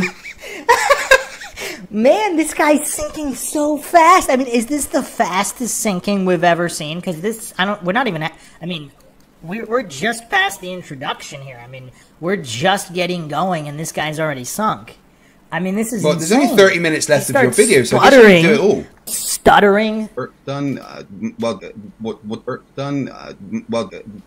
Saying mathematics. You can't give a basic definition, just a couple I words, did. like a sentence definition. Amount of work Capacity done. to do work. I mean, gave it. Why are you ignoring it? I mean, I'm actually shocked. I'm actually I mean, obviously I knew he might have. There's definitely another appeal to ridicule, so 343. But I didn't know it was this severe. I mean, how does this guy function in day-to-day life? What do you want it to be? I've never seen any debate flat earther. He's live now. Yes, he's live. What's he doing?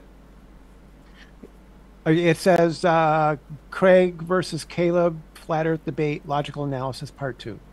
Oh, he's putting the second bit up. Oh my fucking god, there's more. Oh shit. Yeah.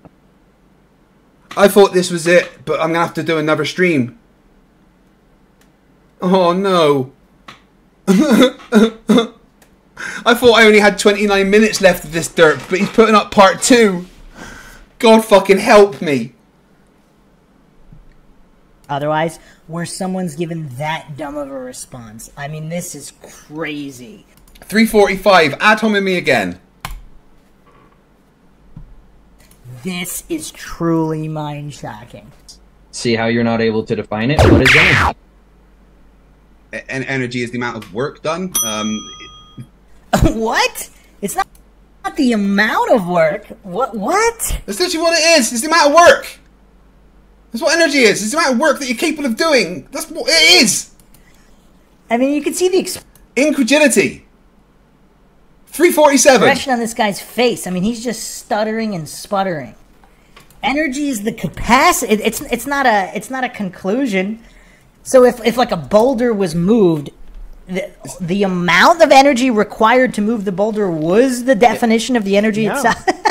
Yes, it is. Yes. Yes. How does he how much energy did it take to move that boulder? 10 newtons. Yeah. Yeah. Oh my god, he is like strawmanning like basic physics here, and ad homing me at the same time.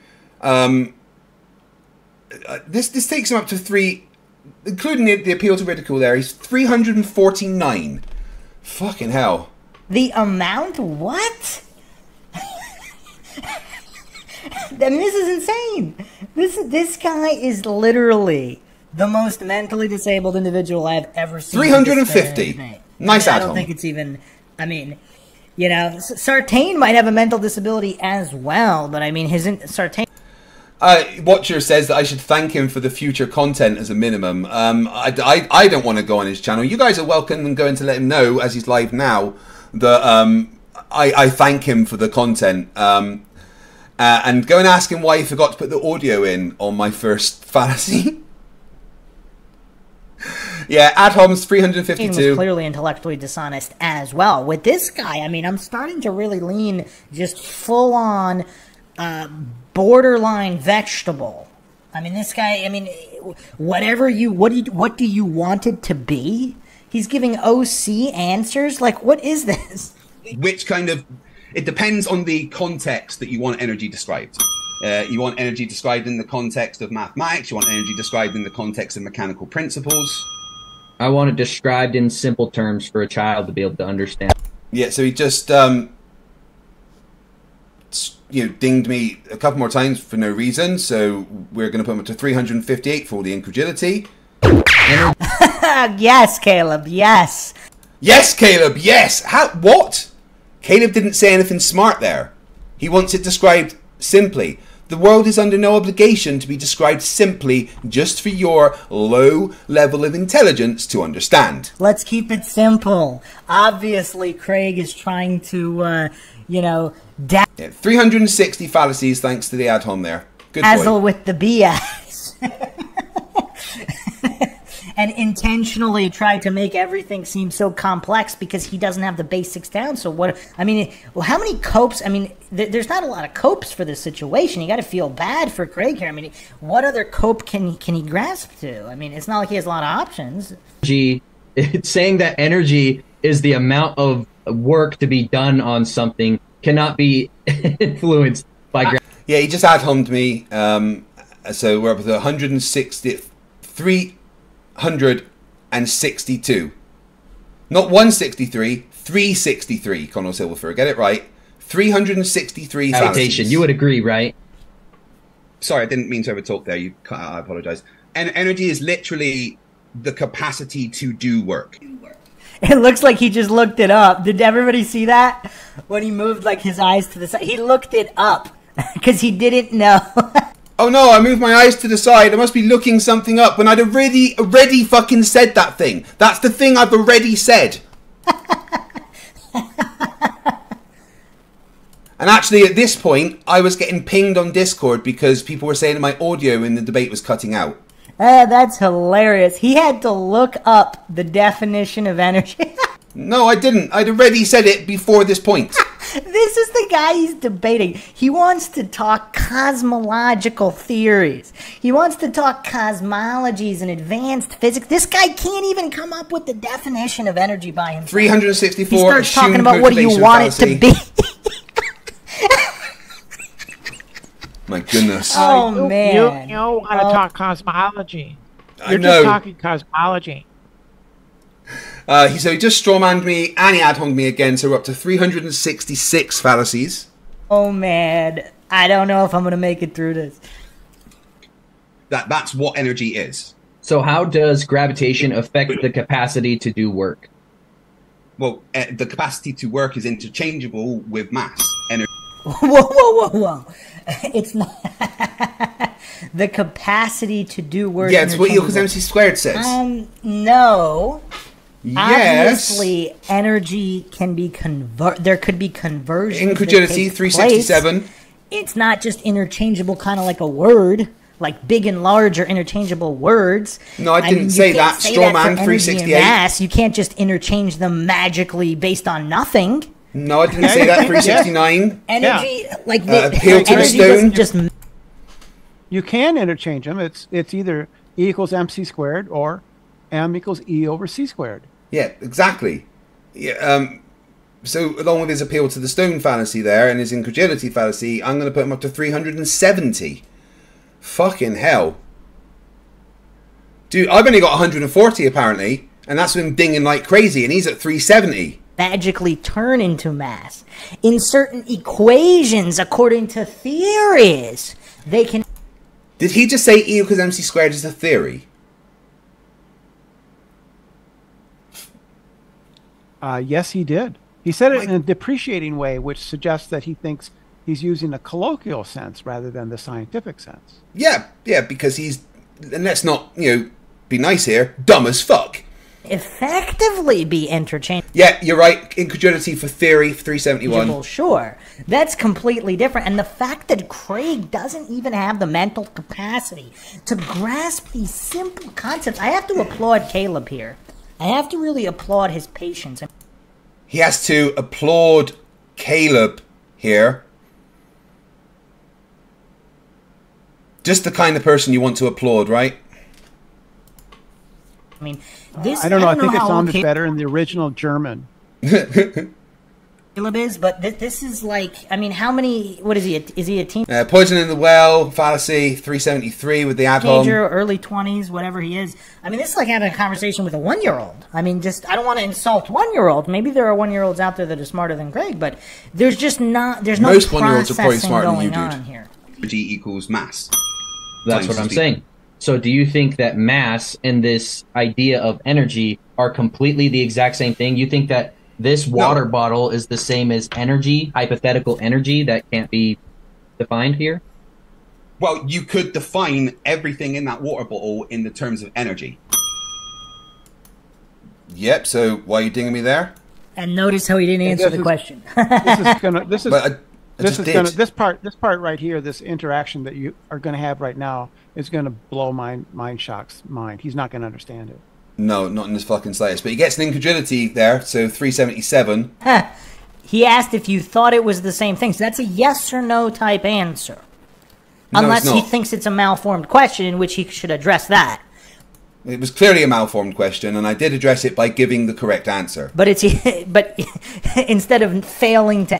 Connor Silver says the appeal to the stone, absolutely fucking right, 378. Answer, because if it's no, then this. If it's yes, because of this. Or... Watcher, with 22 out from 400. It's a malformed question or fallacious question because of this. He did none of those things. False dichotomy, 379. So you think they're the exact same thing? It's a very simple question. Yeah, I just answered. All of the materials in that bottle can be defined in the terms of energy. Okay. So he still didn't answer the question. So you... I just did. Incredulity, 380. Really know who you're dealing with here. Because someone who had even just a basic understanding, again, they would say yes because of this, no because of this, or that's a fallacious question because of this. And he did none of those things. At home saying I don't understand instead of attacking my argument, 381. Because, I mean, I don't know. Does that point deception? What do all the listeners think here? Does everything... So what are the options? He has a mental disability and he's being intentionally dishonest. At home, so the very few concepts that he does comprehend, he's going to be dishonest about them anyway. Is that the solution here, not to fall for false dichotomies? So let's talk about the space-time fabric. So you said that we can make observations. That's only one step of the scientific method. Other than making observations, and even if you look at the star plate from 1919, from Arthur Eddington's observation, some of the stars are moving away from the sun.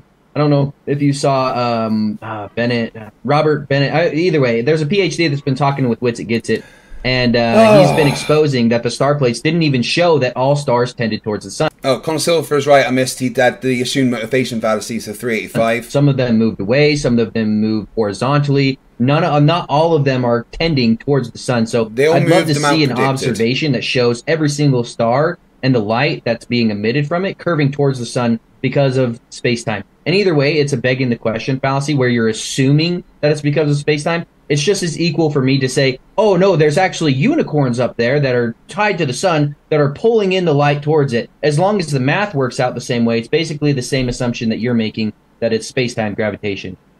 Hey, Craig. Okay, you do realize that? Yes. Can I get on my soap? I want to get on my soapbox again for one. Please do. Flat earthers consistently confuse assumptions with begging the question. Yep. An assumption is an if-then hypothesis. That's all. Hypotheses are assumptions. They assume if this, then that. But that's not begging the question. Begging the question is when your conclusion is contained in one of the premises in your argument. So if premise 1 or premise 2 or premise 3 somehow contains the conclusion that your argument is going for, that's begging the question. But just because the argument contains if-then statements, which are assumptions, that's not begging the question. That's simply the whole purpose of the argument is to either prove or disprove the or to give evidence for the assumption that you're making. So they do this consistently. And this, again, I hear this a lot on Nathan's, which is that they always assume if you make an assumption that that's begging the question. It is not. And it really ticks me off. Yeah, that's just because flat earthers don't understand anything they fucking say, just like Mindshock here doesn't understand anything that he is saying. And I almost feel like I'm going through this stream and pointing out all the fallacies that Caleb's making that he is not picking up. Because, there's no bias here, is there? Assumptions aren't a problem in science. In fact, it's kind of a foundation of science. You have to make an assumption. That's what a hypothesis is, to be able to test something. 1, 2, 3, 4. What were we at? So we were at 384, 385. So it's 389 now with those 4 random dings. So, okay, I think he just answered my previous question. So it appears that he does understand what the word assumption means by this response. Now, obviously, his response completely deflected and dodged the point that Caleb is making there. Because if math works out a certain way, where these are... Actually, Austin Whitsitt is, again, another guy who's pointed out that these are post... Stop referring to Austin Whitsitt like he's a smart person. It makes you look dumb. A lot of the times these are post-dictions, not predictions. So you think something is a certain way, something is X, and then it... Yeah, he's just totally strawman science against a 391. Reverse engineered to match it with literally all opposing evidence being thrown out. All admittedly in terms of the hopes of 1919. So not just done, but admitted to be done. So it's not like they were even hiding the fact that they were throwing out all non-matching. Yeah, appeal to authority for Austin Whitsitt, 392. Observations made using fallible human technology. Because there's different conditions that couldn't even really I hate this get guy's the voice. Observations properly. That's another thing. Goofs like Craig, a lot of these scientists, they hallucinate. Craig, why did you say my name wrong now? Calling me a goof, poison in the well. 393, sorry. 393. Only 7 away, Watcher. That humans are infallible, human technology is infallible, therefore all measurements and calculations are perfect anyway. Like, it's such a weird hallucination by these goofs to just pretend it's all infallible. 394, incredulity, 395, ad hominem me. And Eddington admitted that as well. All admitted on record. So it's no, not they didn't. Like you just this is just random theorizing and speculating. 396 for the quote mining about Eddington. So regarding post-dictions... In fact, hostile witness, so yes, stolen concept fallacy, 396, strawman, 397. It's also a circular reasoning logical fallacy, a false dichotomy fallacy, and a false cause logical fallacy. These are 397, poison in the well with me as well, which you just did. 101 podcast I did on Mindshock. What's wrong with his fucking mic? To the Flat Earth debate between Flat Earth Dave and so-called Professor He just did a Dave, false attribution fallacy, 398. So... yeah, these fallacies are all related because people are hallucinating. Like your parents, possibly related. It's not just about an assumption of a prediction. It's about building of house of cards. Again, yeah, he's putting the fallacy, saying I could be wrong. Some fallacies. Making certain conclusions based on a house of cards. Your parents shouldn't be that closely related. No, absolutely. When your parents meet at a family reunion, there's an issue. So none of the pillars are actually legitimate or science-based. And so Craig here is deflecting. I guess he has no other way to cope here at being completely exposed. He's moving the goalposts now, so there we go. 400. He's saying it's not a problem. 400 fallacies, dude. It's a problem if you care about the truth. It's not a problem in terms of a very small part of the scientific method.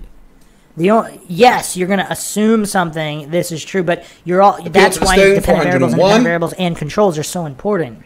So you can see whether your methodology is valid in whether or not the assumption is true or not true, what it would look like otherwise. And you notice how Craig is just avoiding the actual components of the scientific method, the critical components, other than the assumption. He's avoiding them like the 2 assumed motivation. But Caleb, calm, cool, and composed here. So oh my God, impressive showing from Caleb here thus Not in the far. fucking slightest. I actually think he's letting Craig off the hook here, but maybe his strategy is just to let Craig sink himself, which he's doing so severely here. Remember, this is the guy that presented evidence, and he's currently getting praised by Mindshock. And you can call it what you want. Space-time is just the name that they've given it. You can call it unicorns if you like. 403, That's fine. 404. I call it Bob. It doesn't... So now he's going with the non-congruent argument logical fallacy. The point wasn't that they were unicorns. Wow, I mean, this is kind of insane. I mean, he's actually spinning not just the non-congruent argument, but also no true Scotsman, as if saying something calling something space-time. That's not the argument. That's not the variable. He completely missed, possibly intentionally, because he doesn't understand what the scientific method even is. Right, incredulity, 405, and poison in the well, 406, because that's strawman in 407. That's not what I said. I was responding directly to the thing that he was saying. So or just basic logic. That's why I always advocate to start the debate off with these. 406. 406. Because if it's even on the screen, it should be on the screen, just the major fallacies, like maybe 5 major fallacies, and the dude, sort your fucking mic out. Independent variable and control highlighted. So that way anybody, like a lot of these goofs like Craig, would they feel even more silly spewing the nonsense coming out of their mouth when there's something on the screen clearly demonstrating how everything they're saying is nonsense because it's not a... Again, the noise coming from his mic, guys, that's from his video. I didn't do that. ...lining scientifically. It's just everything they're saying is religious dogma. He's claiming I'm wrong because I've used fallacy, that's up to 408. 409 strawman in science, 410 poison in the well. The prediction is that when you go and look at something, i.e. this thing will happen at this particular time and place. So, if you want to go through the 411, 412, method, the observation is, I don't know, things accelerate towards the ground on Earth at 9. Look how he completely missed all the points, possibly intentionally. It's not... No, Caleb is not disputing that something happened. We're talking about why. The very foundation of science is not about, oh, you predicted something. Yeah, I know, Lars. Why is it I've got to do a part 2, fuck's sake. I mean, that's why you have the entire scientific method, so you don't just say, oh, it was God. Oh, it was demons that caused it. That's the whole purpose of science and the scientific method. The why. Not just because it Science and the scientific method have absolutely nothing to do with demons because they are outside the purview of science. They are supernatural. Happened to turn out a way of an assumption. So you just strawman science there, so you go up to 413. 8 meters per second, roughly, squared. My hypothesis is that it's because the fabric of space-time is curved by the large mass of Earth. He just dinged me twice as I made a hypothesis. My hypothesis can be whatever the fuck I want. 2 for incredulity, 414. Strawman in science, 415. Objects and light. So how do we test that? Well, if that's true, 16. When the light from a distant star passes our 417 incredulity. It will, according to these calculations, change its path a certain amount. Well, what calculations? 418? What fallible human calculations using fallible human technology based on a house of cards assumption? Because how do you know the distances of those stars? Strawman in science, 418. So again, just a fundamental lack of understanding of just even basic common sense. I mean, we don't even have to go to, we don't even have to really get into logic 101. 418, hold on, don't jump. Thinking. We don't even have to go there. I mean, this is children's level common sense, and Craig doesn't have it. Like, how can we really? I mean, this is just well, 419. Really I mean, this one is more. Rough. That's a prediction. Oh wait, that was appeal to ridicule there. So 420. And as it's 420, I'm going to do a bong. 420 fallacies. I've got 15 minutes left of this, and fuck's sake, he's done a part 2. I'm going to have to fucking... That's probably my first stream next year, is covering the part 2.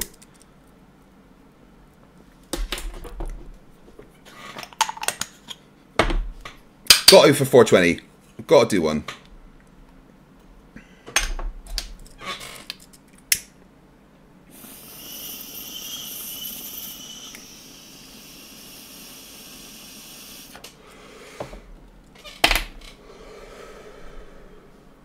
There we go.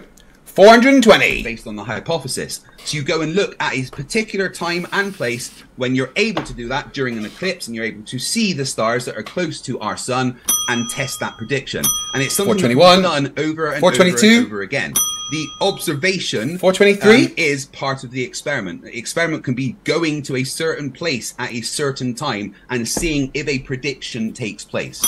So again, the Mayans did this with eclipses for thousands of years into the future with their strawman predictions. 425 flat Earth cosmology. So that cosmology, goof's own so-called logic. I'm hesitant to call it that, but calling me a goof. That's poison the well. 426. Anything unless you can verify all of the aspects. Why is this guy's mic quality getting worse throughout his video? Like, did he drop it halfway through? Aspects of your either so-called experiment, you can verify all of these variables so you don't fall into these false clause logical fallacies, false dichotomy logical fallacies. Because if you're wrong, you also don't know why. Just like if you're right, you don't know why. There could be 10 different models of Earth. how would each look different than the other? And again, total if Craig incredulity 427, Strawman 428. He clearly doesn't. He would understand appeal to history with the Mayans 429 manipulations of the variables to prove what is alleged. Otherwise, you're just talking about, oh, this psychic has a better track record than this other psychic. 429 fallacies, my friends. Must be more legitimate than the other house of cards. I mean, this is the level of goofery Craig is at.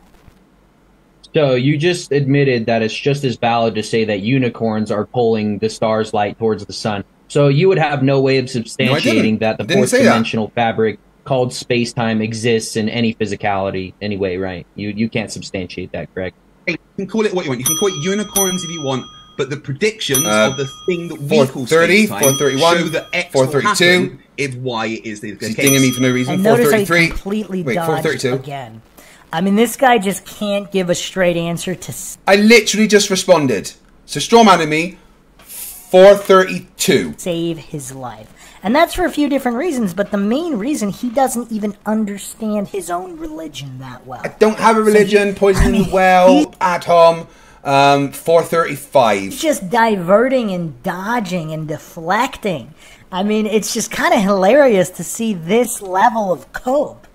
I mean, I don't know if we've seen it in any other debate thus far. Because he's saying it doesn't matter what you call it, where Caleb wants to focus on the legitimacy of the claims. No. You're strawmanning Caleb there, so you can get another on 437. Caleb asked me that he could say if there was unicorns with the exact same math, and then could it be that? And I was like, if the maths is the same, then you can call it whatever you fucking want. It doesn't matter. So you just strawman Caleb. Takes you up to, what, 437, then ad hominem and strawman, and the appeal to ridicule takes you to 440 fallacies. Fucking hell. Craig is just proving his level of mental disability and his allergy to actual science. Pointing in the well, 441. Unicorns. Like, he's basically admitting that, but also notice how he didn't say those words. He just went into his Dunning-Kruger spiral of repeating what he said before without actually giving a straight I don't think he knows what Dunning-Kruger means. Okay. Yes, that prediction. That's what we're doing. No, as you insist with that's the science. 2, 443, 444. Well, it is because it follows. No, it's not. 445, 446. So my the steps of the scientific method, which he doesn't know, because if he knew the steps, he'd be talking about dependent variables, independent variables, and controls. I went through the steps of the scientific method at the beginning of the conversation. Instead of skipping over straight from assumption, from hypothesis straight to observation conclusion, completely skipping all of the actual critical steps that make it scientific. I mean, I don't think, have we ever seen anybody this dumb in a flat Earth debate? I don't think we have. This is the you didn't argue the way I want you to fallacy. Yeah, I don't even. He's strawmanning me here and strawmanning science. So I think we have to take him up to like 448 fallacies at this point. Fucks, it's insane. I mean, even Sartain. I mean, Sartain is one of the dumbest humans I've ever seen debate anything. He seemed to have a higher level of mental functioning than this guy. My theory would be just as valid as yours, right? You would say that my reference frame and my theory why light tends towards the sun, being unicorns pulling it too, would be just as valid as yours if the math worked out, right? It'd be just as valid, correct? How would you test that theory? How do you test space-time? Wait, me asking a question gets a ding? No, incredulity, 449. I something similar to the Eddington experiment. That's an observation. 450. You're not testing it. That's an observation. Observational science is a thing. Oh my god, he gave him a zinger for observations aren't testing. Observational science is a fucking thing. Strawman, so 451, poison in the well, 452. How it is an experiment as well. Wait, Caleb's saying it's not an experiment. And Craig asked him to explain how it's an experiment as well. I mean, Craig can't even follow. No, I said explain how it's not an experiment. Here. How can this be a productive debate of any kind? Okay, that's what I'm trying to walk you through your logic. I'm not saying that unicorns are pulling the light towards the sun. That's Caleb's problem right there. Why does he keep giving him zingers for saying dumb things? He's trying to pull a mentally disabled individual. 454. Poisoning the well, ad hom. Through their logic, which is obviously a lack of logic. So that's Caleb's first mistake. Unless he's doing this for the audience. But I don't know, Caleb's coming off as like a genuinely nice guy. No, he's trying not. to help Craig. But if Craig is so far gone mentally, like, you know, how much do you help somebody in a vegetative state in a coma? I mean, there's just the mental capacity. Yeah, I know, Pawn 86, no thing for Caleb ever. Let alone learn something. It's just not there. I mean, look at Craig's face. It's just not there. Again, this isn't part of my argument on Flat vs. Globe or anything. Some people said the guards at Buchenwald were nice. I know. 456, ad hominem and poisoning the well. Thank you very much. Or even part of the... that's why I always link logic and psychology. I know a lot of people kind of want to stay purely on this is the strict definition of this fallacy, this is the scientific method. But if we're talking about analyzing a debate with human beings, human psychology is going to be a factor. And that's why I always talk about the Dunning-Kruger effect, narcissism. All of these things are huge factors. I would say just as important, if not more so, than the actual validity of the arguments themselves, because what is the goal here? It's not just pure black and white. This is true. This that is is not an true. improvement. It's how it is, isn't it? It is. To learn from it, which is one of the whole reasons Mindshock exists. So again, Craig, the mental capacity is either just not there. I don't believe, this is just my opinion, not part of a logical argument. 60 I don't believe for the ad hom. Is a good enough actor to not be mentally disabled. Maybe I'm wrong. Maybe the establishment has such a high budget that they got this phenomenal actor known as Craig, and they just employed him to kill the globe Earth, again, as part of the Flat Earth PSYOP, which I allege is defending the globe model so poorly as to increase Flat Earth membership to destabilize society. Again, that doesn't mean Flat Earth is true or not true. Nothing to do with the conclusion of that. Simply destabilization, rolling in the New World Order, etc., etc. This is done in many ways. So perhaps Craig really is that good of an actor and he deserves an Oscar. Maybe he is. But just from looking at it and analyzing all this debates, I mean, this really seems just to be a guy with a severe mental disability, but let's continue. I'm saying there's no way to experiment and verify either assumption. Therefore, they are not validated by just looking at the stars and their moved position. I mean, I'm sorry, I gotta stop it again, but how pathetic is it that Caleb has to walk through first or second grade science? He's not. He's just saying dumb things, and you're giving him a zinger because you're fucking dumb. With a supposedly functional grown adult. Right, non sequitur and an ad hom up to 461. I mean, how pathetic is it that Caleb even had to say what he just did?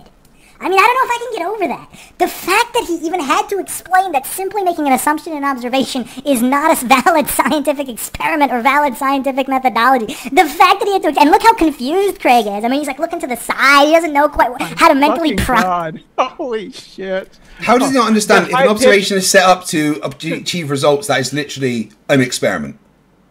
The high pitch plus the vocal fry just... I know. It's brilliant. Oh, this guy's so dumb. It's painful. Poison in the well, 462. That's that. I mean, this is the bleeding obvious to such an obvious... I mean, how can it be dumbed down even further? Again, is this simply like trying to have a conversation with a coma patient? Which, again, if you look at the star Poison in the well, 463. From Arthur Eddington in 1919, not all the stars move towards the sun. So I guarantee if I look at all your other observations, not all of them are moving towards the sun either. So, again, your theory falls apart just by looking at the evidence. Okay, so yeah, it is an experiment. Why did you get a zinger there? The fact that you predict something to happen at a particular time. That doesn't make something an experiment. So this guy doesn't... No, you didn't let me finish what I was saying, so you get 2 for incredulity and poison in the well up to 364. No definition of experiment either. He doesn't know the definition of science. He doesn't know the definition of science, experiment, and he had to look up energy. I mean, this is really pathetic. Then you... yeah, that's an atom. 465.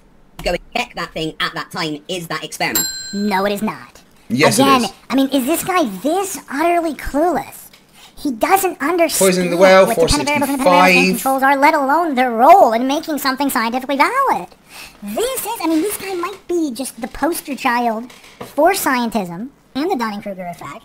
Ad hominem Because all he 466. has is his blind faith in the authorities. They told him this was the assumption and this was the measurement. 469 with the well poisoning. 469. Completely abandoning the scientific method, because the scientific method is all about dependent variables, independent variables, and controls. So you can see, you can Strawman in scientific manipulate method, the 470. to get different results based on different theories, so you would know what the true cause is instead of hallucinations, which is all Craig has. Yep, scientism, So that's not an experiment. strawman, Please don't interrupt me. You've got an ID. and poison in the well. So 472 fallacies. DV there. You know, it's very simple. So 473, 474, 475, 476, 477. You can call it anything. You call it the 476. hoax of 1919. Calling it the hoax of 1919, that doesn't make it a hoax. What made it the hoax was the fact that they dismissed all the observations that didn't match, didn't have definitive controls, didn't manipulate the variables, didn't have accurate technology to make the measurements they were purporting to measure, and admitting the bias from the outset. I mean, just the level of mental disability here by Craig. No one admitted the bias. The person that wrote the paper said there was bias. No one admitted it. So yeah, 478 fallacies. I don't know if we're we've at. seen anything like this. So I don't think he's going to unseat Sartain in terms of the amount of fallacies and the Dunning-Kruger champion, but he's clearly much more severely mentally disabled than even Michael Sartain. And as for some of the stars Poison in the well, 479. in a way, yeah, that's actually part of the predictions, because the stars do have their movements naturally throughout the night, but only the ones that were extremely close to the 480, stars have the 481, light coming from. 482. How does he know how close or far any of the stars All the dinging with no answer, 482 for incredulity. Where's the verification of the distance? I mean, does he just have hallucinations, blind faith in this religion of science? There's plenty of measurements. Just because you don't like them doesn't show anything. So incredulity, 482. I mean, how does he know these distances? Wait, 483, 484, yeah. Claimed? Where's the verification? So he's just stacking this house of cards. And he even has pride in stacking. Like, look at the level of mental disability on his face. He's actually proud of this religious blind faith in distances, because he's just assuming it was all accurate and building assumptions on top of assumptions while hallucinating there's nothing wrong with assumptions, while not knowing what the scientific method is. 486. That's our sun. Strawman. Only those ones were predicted to move a noticeable amount that would affect their normal movement. The other ones had movement that was more than the movement that would have been applied by the light from the 1, 2, 3. So 488. What is the difference between an observation and an 489, experiment? no, because for no reason. 489. An experiment, an observation could be an experiment if you make a prediction for a thing to happen at a particular time. Wow. 491. I'm gonna need a break here, people. I'm sorry. I can't.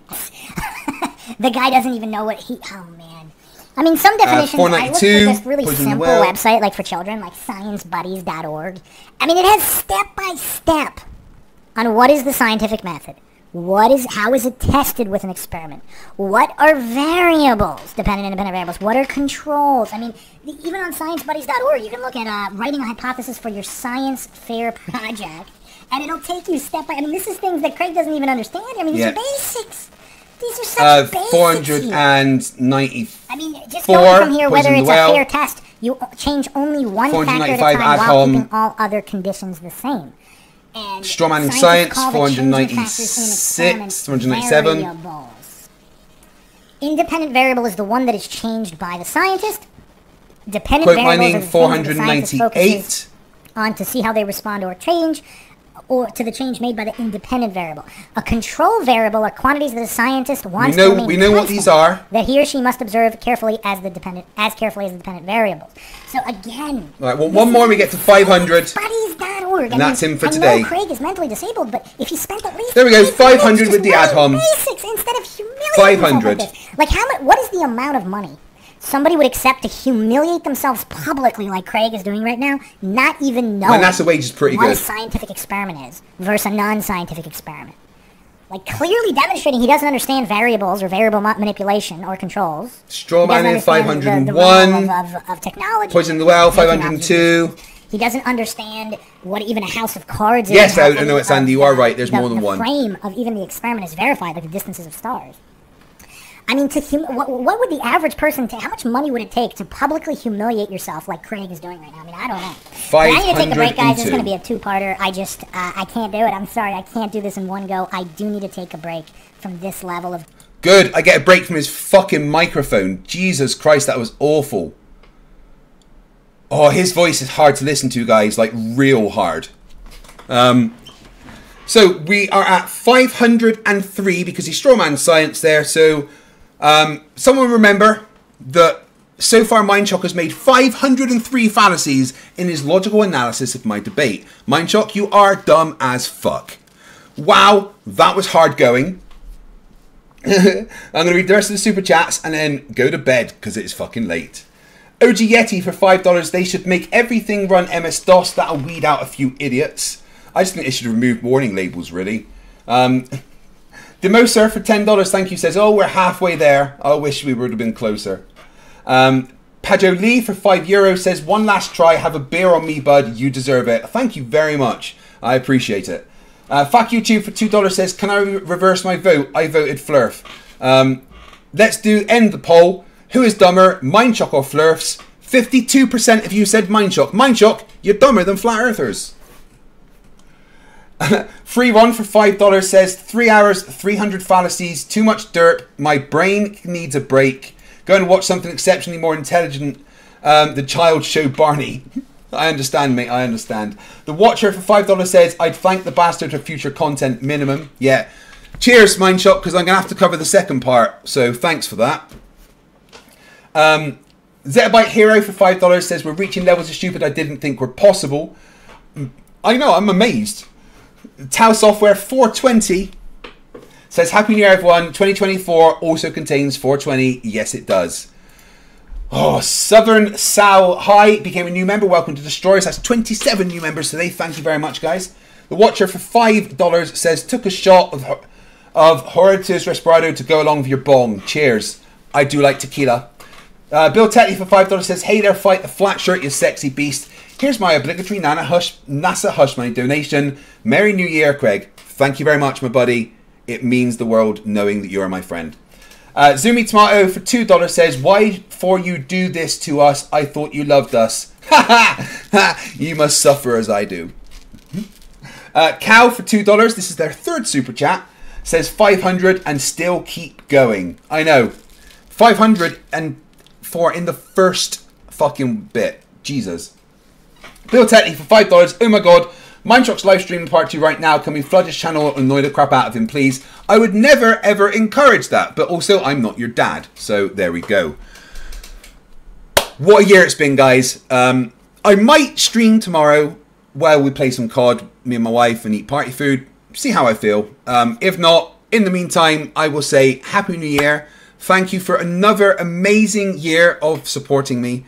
And next year, we take everything up a gear. But you know what happens at the end of streams on this channel now. It's become a bit of a tradition to ask silly questions like, can we pretend that airplanes in the night sky are like, I don't know, shooting stars or something?